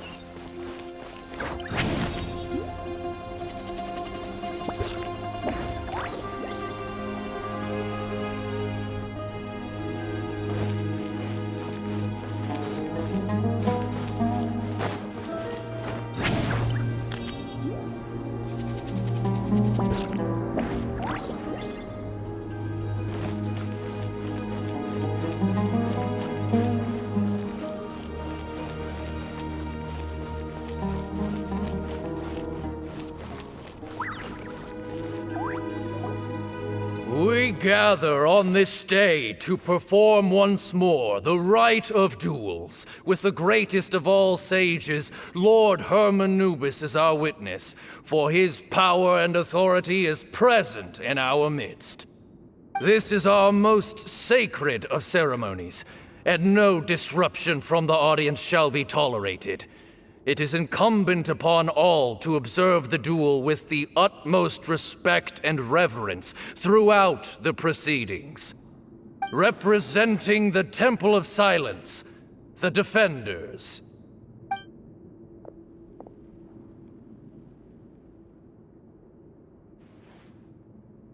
Grandfather, you're here. A rite of duels after all these years. I am surprised by your decision, Zethos. I know what I'm doing, Grandfather. Just leave it to me. Representing the Academia, the Challengers. Ready. We will fight to have our voices heard. Warriors, take your positions and decide on the order of battle. We come not to debate what brings our challengers here, nor what will become of the defeated duelists. Duelists, the might of Hermanubis himself is at stake here. Now, fight. Fight until the rightful victor is proclaimed. Huh? Are you sure? I agree. She's very strong. Sending her out first will definitely intimidate the opposing side. Okay, then you're second. Sure. We have decided. So have we. Let's begin. Duelists of the first bout, please step forward.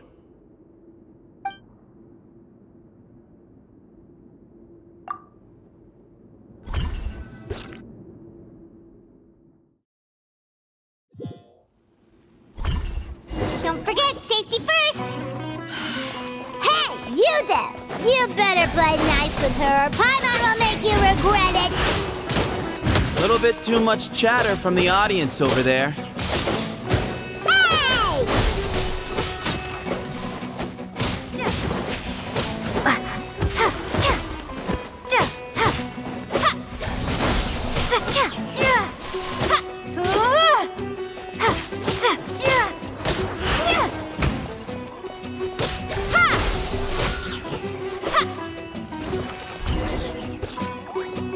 A swift end to the first bout. I now invite the duelists of the second bout to please step forward. When you're both ready, you may begin. Let's begin. Watch out! He drank plenty of water before the bout, so he should be fine.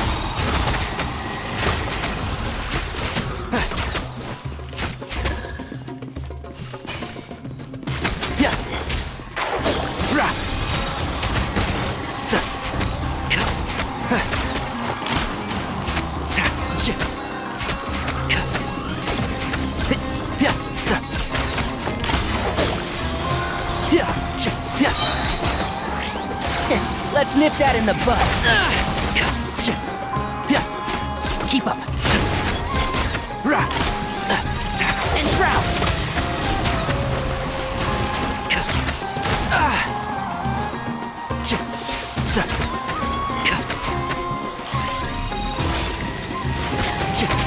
One with the forest.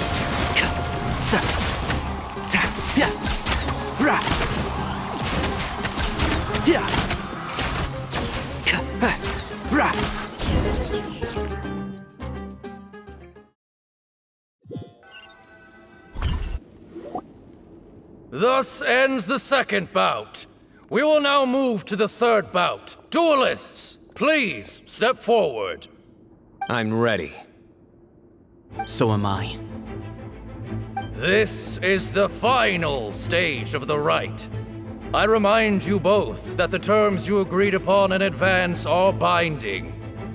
When you're both ready, you may begin.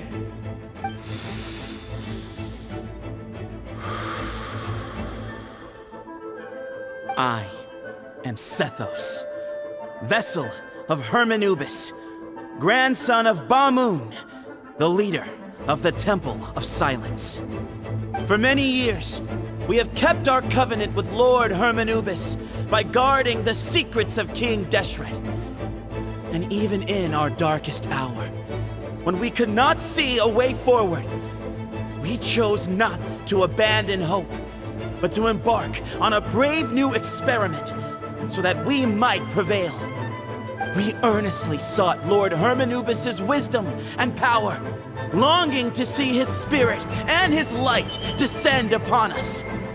Now, I will fight to become the rightful wielder of that power!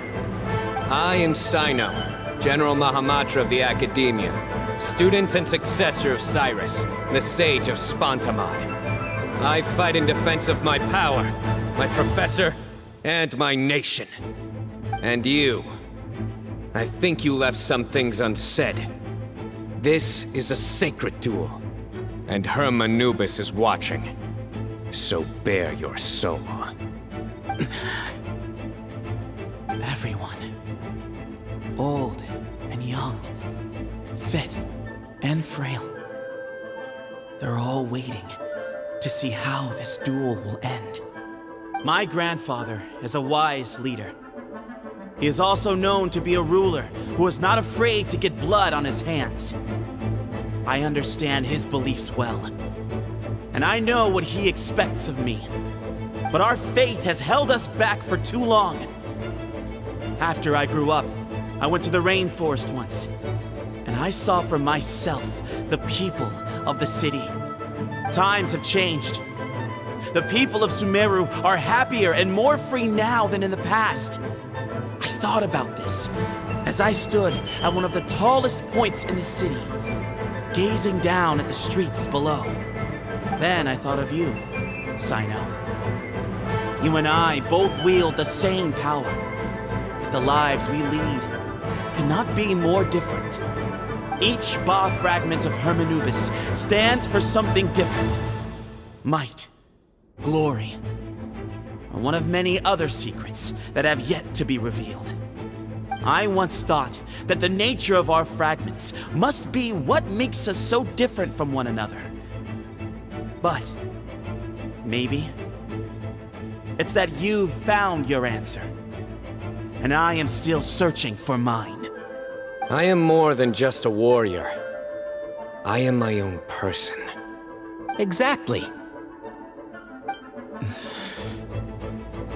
The name Hermanubis has left its mark on both of us, shaped the course of our lives. We are his vessels, and yet we are more besides. So show me your answer, Cyno. Show me I can be more than my faith, more than the power I wield. Show me the person I can become!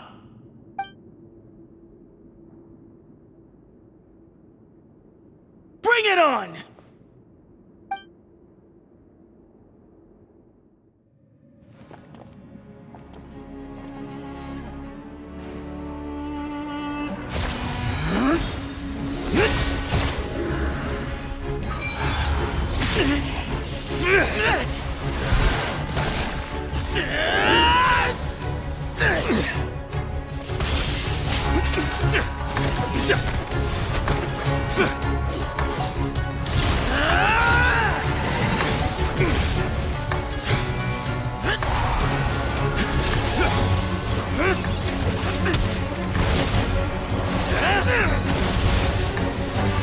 That's all you've got? What happened to searching for your answer?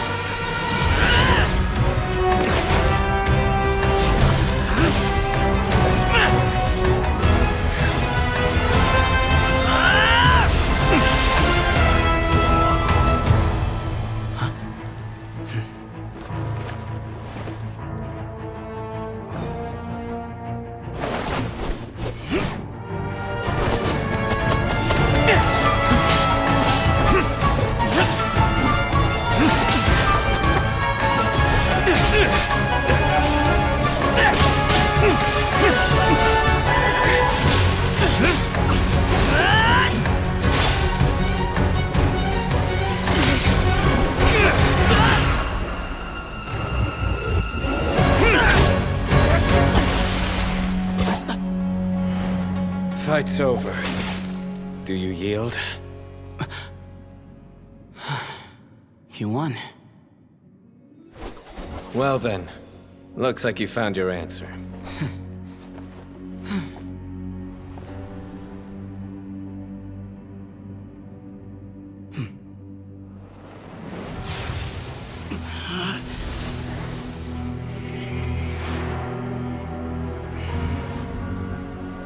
I give his glory to you.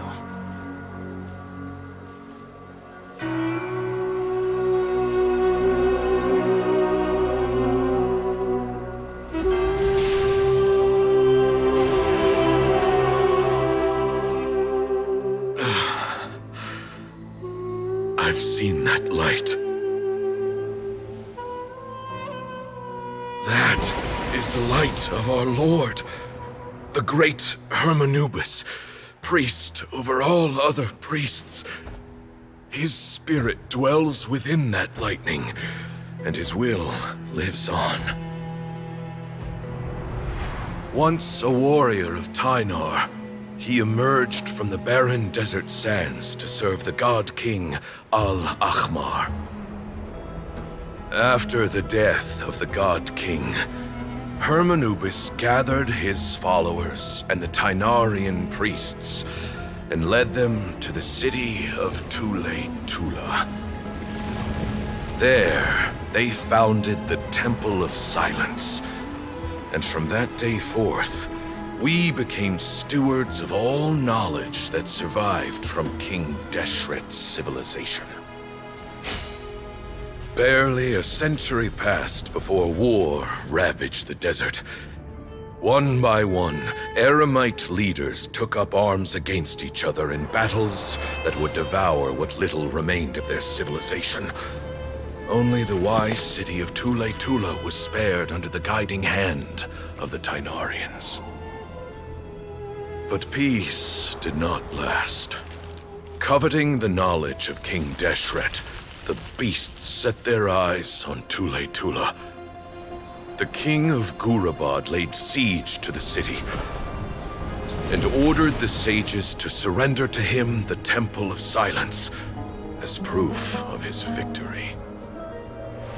The ruling elite colluded with their oppressors, betraying the temple so as to hold on to their rule over the city. They declared that the knowledge guarded by the temple was the true cause of corruption. These were dark days, and we faced enemies on all sides. Our Lord had long since exhausted his strength, keeping the forbidden knowledge introduced by King Deshret at bay. To ensure the temple's continued survival, he broke his being into many pieces and began the ceremony of Hermanubis' legacy, bestowing his power upon his mortal followers. With this power, the temple was able to defeat the tyrant's army. Yet, we were not hailed as heroes. Strange and unfamiliar as this power was, it struck fear into the people's hearts and drove them to reject us. In the end, the people of the temple and the Tule Tainarians left the city for good and made their way to the rainforest. What followed next was inevitable. The elite of Tule fell and were decimated. War engulfed the desert. And we wandered from place to place, always in hiding, all the while keeping close watch over our secrets and staying true to our mission. Betrayal forced us out of the desert and into the forest. Then mistrust drove us from the forest into the desert once more. We have lived in exile for far, far too long. Yet, today, the Temple of Silence has borne witness to the glory of Hermanubis once more. Thank you.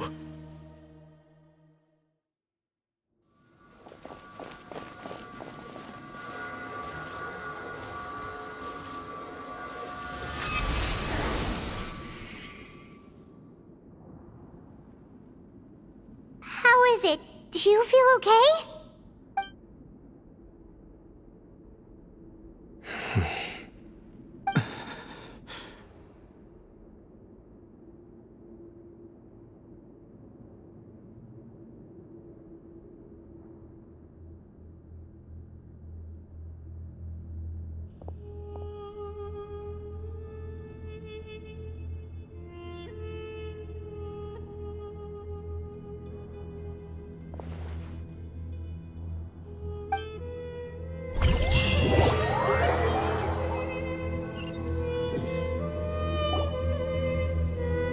Grandfather.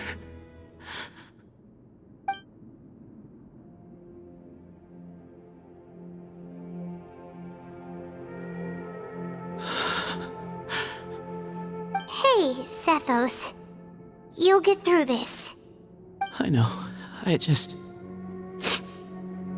I'll miss him. I guess you were prepared for this. It's been a long time coming, huh? Yeah, he's been on death's door for a very long time now. I think it was only through sheer willpower that he managed to hold on to this point. At least, he was able to see this chapter come to a close before he passed. What's next for you? Per my grandfather's last wishes, The Temple of Silence should submit to whoever possesses the largest number of Hermanupis fragments.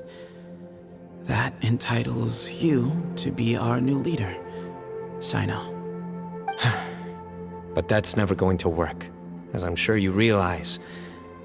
I'm the General Mahamatra. I am needed back at the Academia. I did foresee this possibility, and I gave it some thought. The fact is, I know next to nothing about the staff, records, and environment here. As such, I am ill-suited to be your leader. Sethos, I believe the honor should go to you. Were it not for this duel, or indeed if you had other intentions, the Ba fragments would most likely be in your hands by now. I'm sure Bamoon never meant for anyone but you to be his successor. You really think so? I do. Still, I didn't think Bamoon looked very surprised by the final result.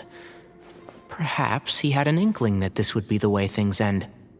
Well, in any case, since the Ba fragments are with me now, I guess I can call the shots. Sethos, I would like you to succeed Bamoon as the new leader of the Temple of Silence.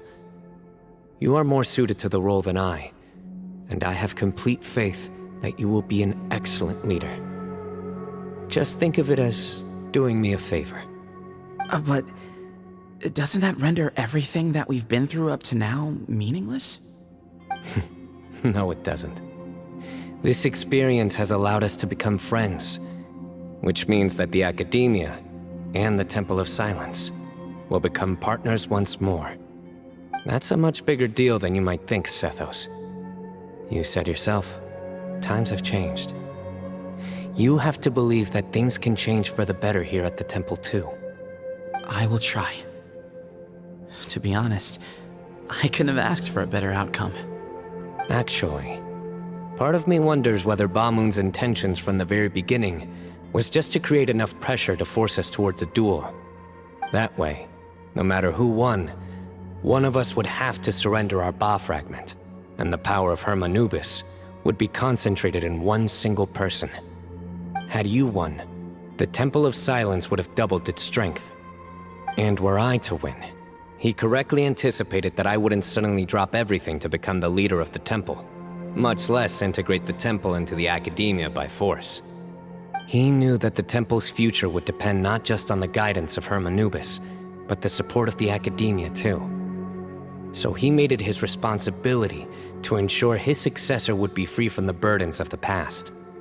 His plan meant that whoever ended up succeeding him, they would have an easier time interacting with the Academia. With one single letter, he lured out the professor.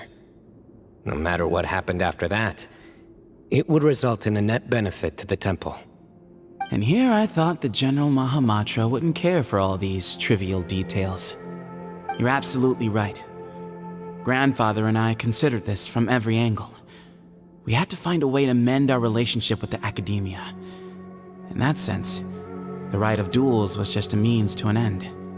Thank you for everything, Cyno.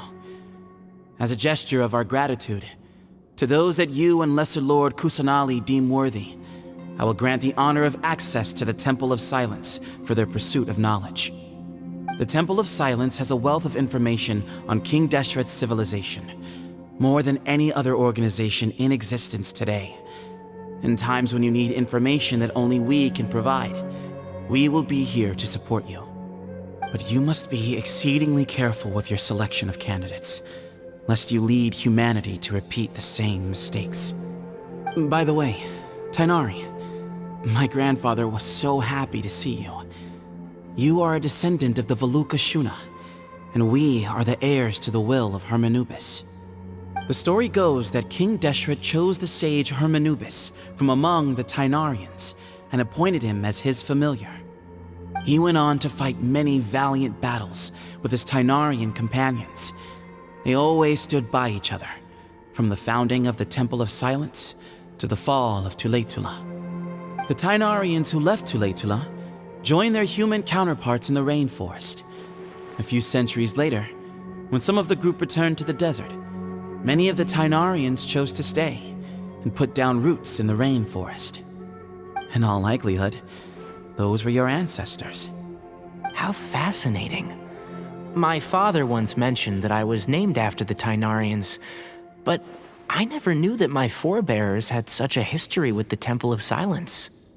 I like this story.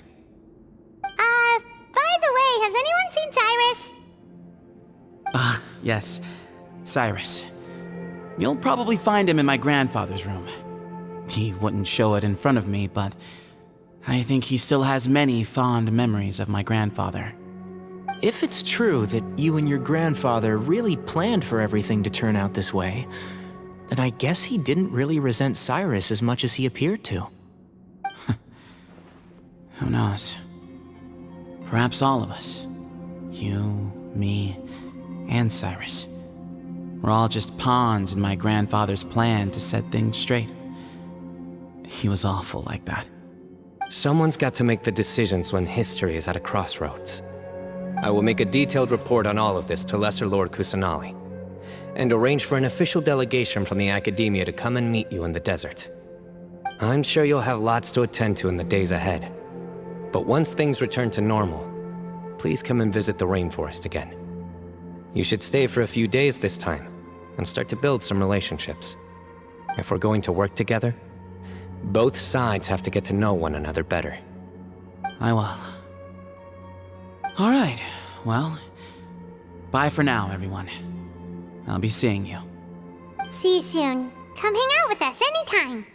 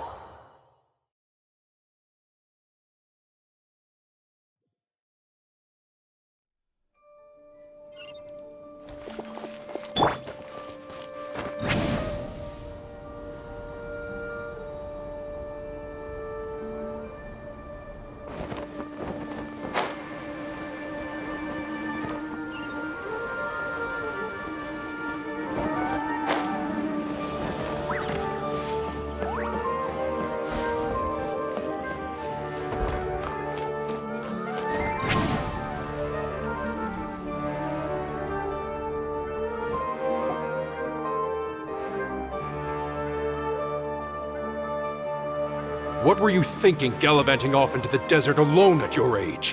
What if you take the bucket, You told not a soul what you were up to, designated nobody to handle your affairs, and left everyone scrambling frantically to try and figure out how on earth to clean up the colossal mess you'd made. Oh, please, will you stop your yelling? What other choice did I have? What do you mean, what other choice? Do you mean to tell me that after all your years of learning, and sagehood no less, the only idea you could conjure up in that white-haired walnut of yours was to shoot off into the unknown like some hot-headed 20-year-old adventurer? A one-man suicide mission, That's the best idea that one of the finest minds of a generation could come up with, is it? It astounds me that you survived the journey, and you're lucky that Ba Moon didn't finish you off when you arrived. All right, all right. Honestly, the way you're going off on me, it's like you wish you'd been there to lend him a hand. Does it mean nothing to you that I'm your colleague and former classmate? I've got nothing more to say. What's the point of berating an old bag of bones? What do you mean, bag of bones? I'm a flesh-and-blood hero who, despite his old age, saved our General Mahamatra from being stripped of his powers. Okay, look. Fine, I admit it, I was in the wrong. How can I make it up to you? What about, a month's work at the Academia? 1 month? Try 3. Inari's master is really laying into Cyrus. Let's give them a wide berth. Professor brought this on himself. Don't pay any attention to him. Wow, I haven't seen Master get this riled up in a long time. The last time he chewed someone out like this must have been back when I was still a student. I think I'll go around and update everyone, tell them the situation's resolved.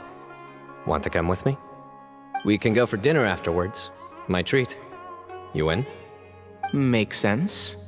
I'm in. Hyman's coming too! Let's go!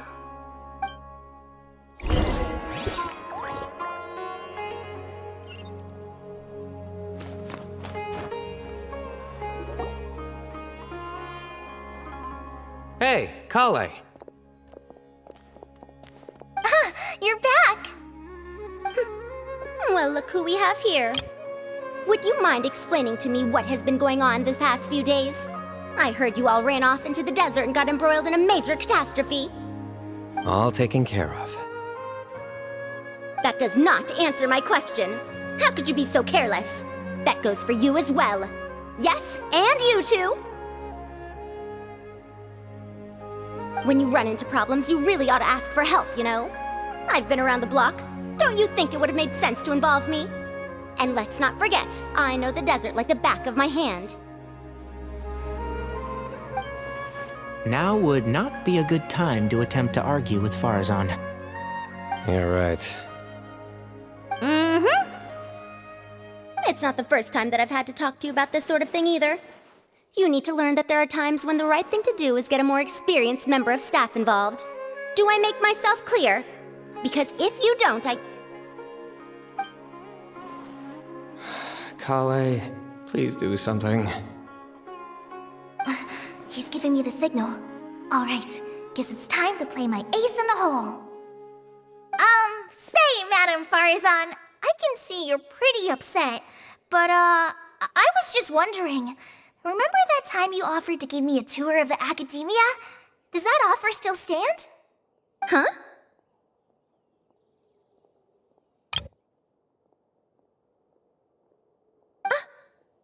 wait, did I hear that right? Kale, you remember? Wonderful. Well, of course the offer still stands. Come on. Madam Farazan will show you around the old classrooms.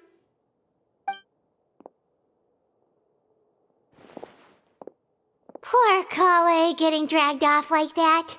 Also, check out Farazan acting like some sort of official academia tour guide. Kale! Cup. Huh? What? Oh, right! What do you mean, cup? You need a cup. I can get you a cup. Oh, it's nothing. Just Master's way of reminding me to stay hydrated while I'm out and about.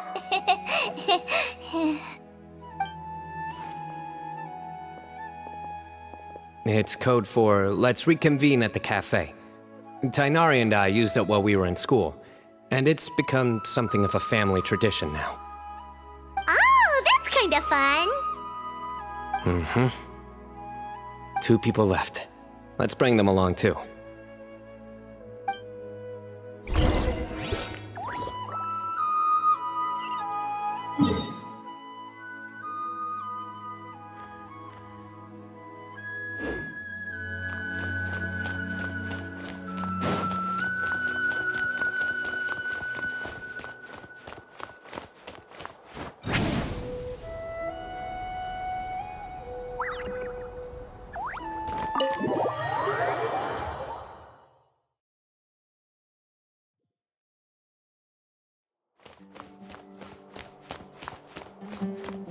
Rise like smoke!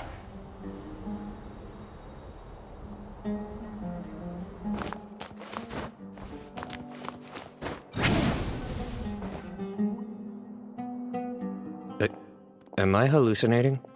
Or do I see Kaveh and Alhaitham engaged in diligent studying? We're just reorganizing all the books we used. Look, there's a whole mountain of them. There's no rush. Nobody reads these books anyway. My sincere thanks to you both.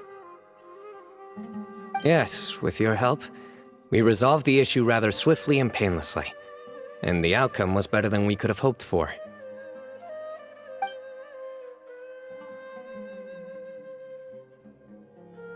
I see. The Temple of Silence resorted to rather unique means of self-preservation. It explains how they managed to remain hidden for so many years. And it sounds like they managed to preserve a whole load of ancient documents as well. I'd love to go check those out if I ever had the chance. That day will come. The Temple of Silence is a hugely important organization, and we'll be sure to maintain good relations with them in the future. Now, as a token of my appreciation, I'd like to treat everyone to coffee. Sounds good. Yeah, sounds great. Although after the last few days, I don't know if I can handle another coffee, but I can just order something else. Sure. Let's go.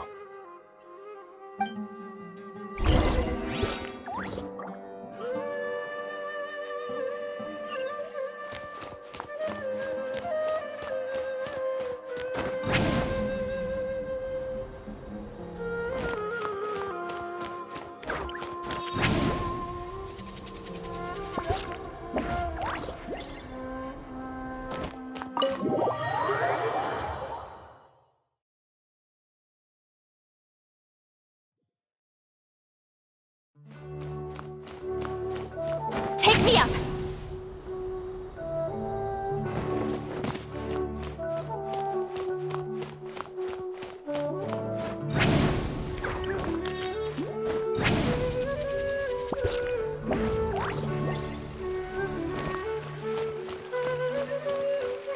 Take me up!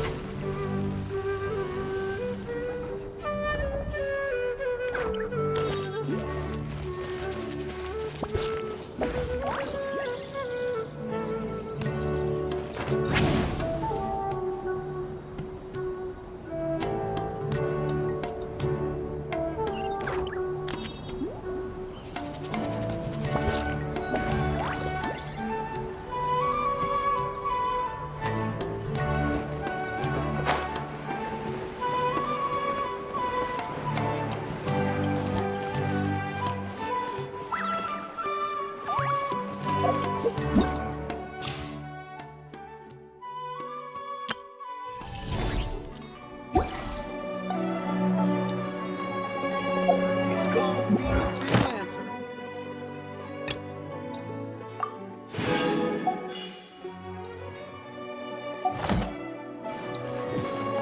Ad Astra at...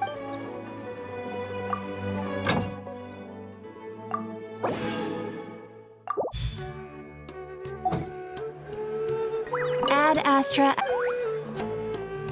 Thank you for completing...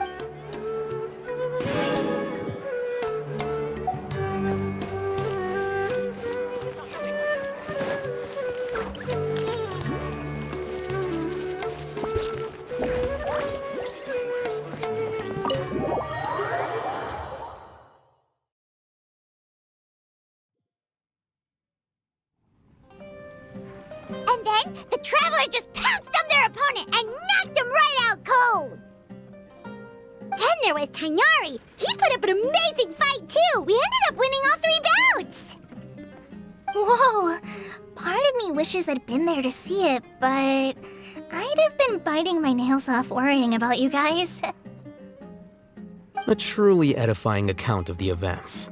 Bereft of detail, but it has livened up the room all the same. Hey, Paimon included all the juicy details. The Traveler just pounced and then waved their sword like this, then spun around and blocked. Despite winning 3 bouts in a row, you still ceded the position of leader to him. That's very dignified of you, Cyno. Of course. Being dignified comes with being a true champion. I got to be a champion too for once. I've not sparred much with desert folk before. It was a pretty unique experience. Yeah, huge place! It felt like something right out of an epic poem. Imagine this. It was like there was... Maybe save that one for later, Paimon. Dessert's here.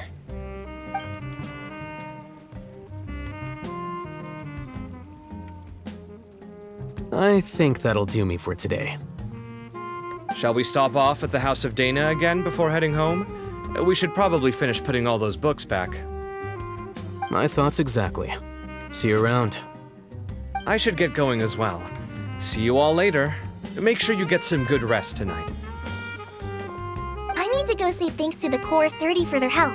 Also, Sir Nephis says he wanted to introduce me to some of the Academia's work processes.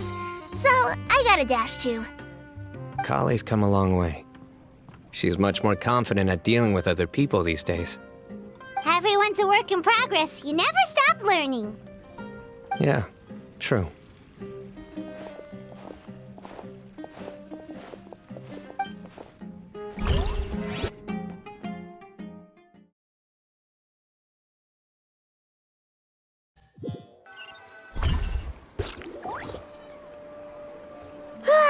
That was good. It feels like everything's finally wrapped up now. Life is all about these moments when you can finally relax and hang out with good friends after a job well done. And also, those desserts Cyno got, they were really good. Paimon definitely needs more of those in the future. Do you three have anything planned for the rest of the day? If not, would you come somewhere with me? That's a secret for now. Wouldn't want to spoil the surprise. Okay. I think I can guess what you're talking about. It'll definitely be a nice surprise. Well, now Paimon's curious. Come on, let's go.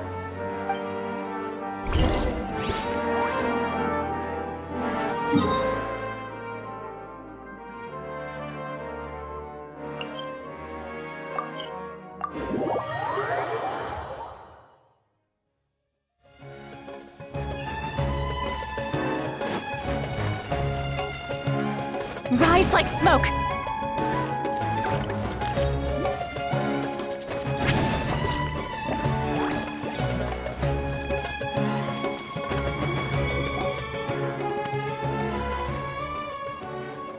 Been a while since I last made my way up here.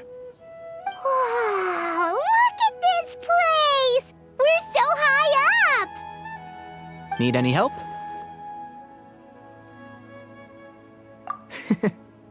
As you wish. It's a nice spot, isn't it? What a great view! We're so high up, we can see for miles! Traveler. Turn around.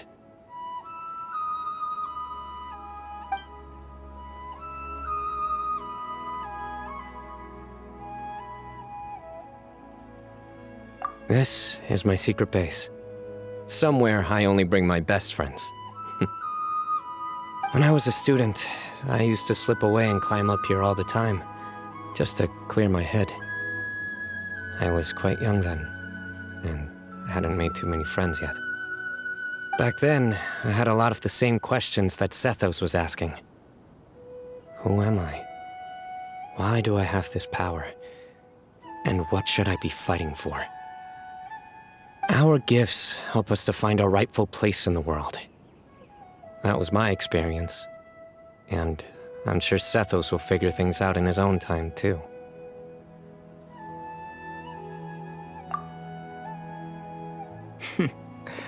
You two really are like brothers. I feel the same way. Of course. I see no need to be humble when it comes to the facts. I still remember one time when we came up here to chat and do our homework. Cyno accidentally dropped a fruit. Luckily, he has fast reflexes, so he caught it just in time. That was the one and only time. Nothing will ever slip through my fingers again. Those were good times. I kinda miss the student life. You know, Paimon really shouldn't be able to imagine Cyno doing something like that, but for some strange reason, the mental image is coming through clear as day. Then make it stop. There's somebody there. It's Professor Cyrus. You guys carry on without me. I'll be right back. Okay. Huh? Hey, you're not supposed to jump down! Be careful!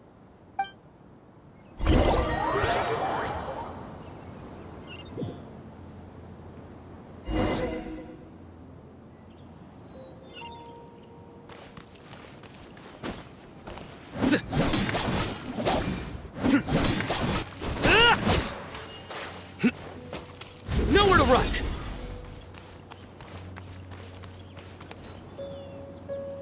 Oh my days. I can't believe how stupid I look in this one. Professor, what are you muttering to yourself about?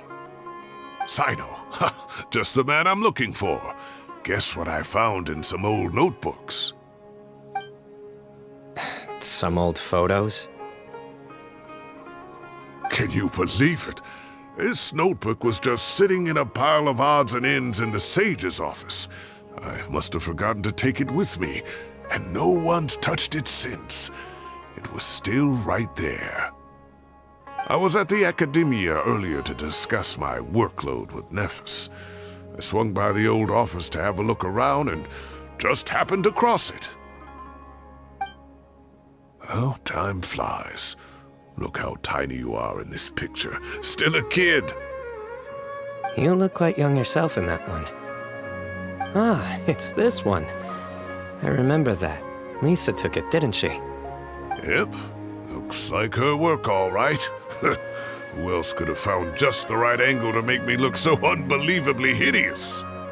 And this one. Looks like we're both dozing off. Oh, cheeky girl. Taking secret photos of us without our knowledge. Is there something you'd like to say to me, Professor? Like what? Like, these are good photos, aren't they? Hey, at moments like this, I hardly know where to begin.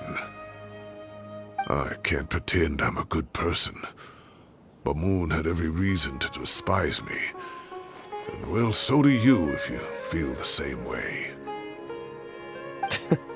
Don't be ridiculous, you old codger. Is that not what you wanted me to say?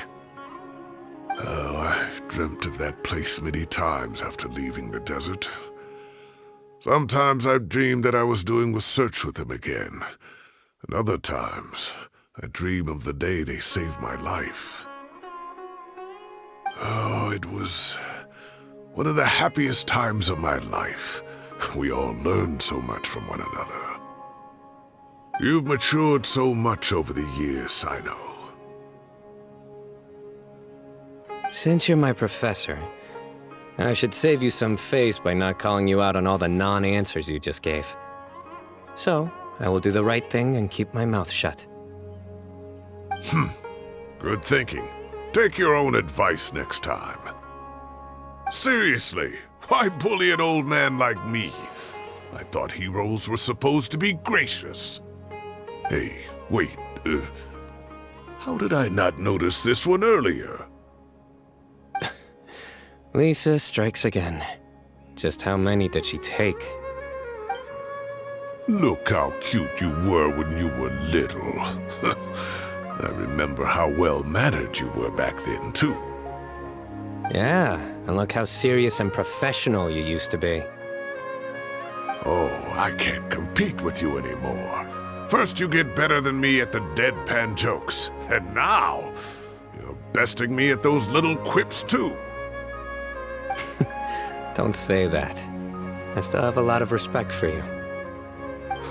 That's more like it. Hey, what would you say to meeting up with Lisa again sometime? I'd like that. Let's find a time and pay her a visit in Mondstadt. All right, I'll add it to my schedule. Let's go next week. Wait, no. Next week is the tomato growing competition. I have got to beat Zaha Hadi. Or you could find a real hobby, Professor.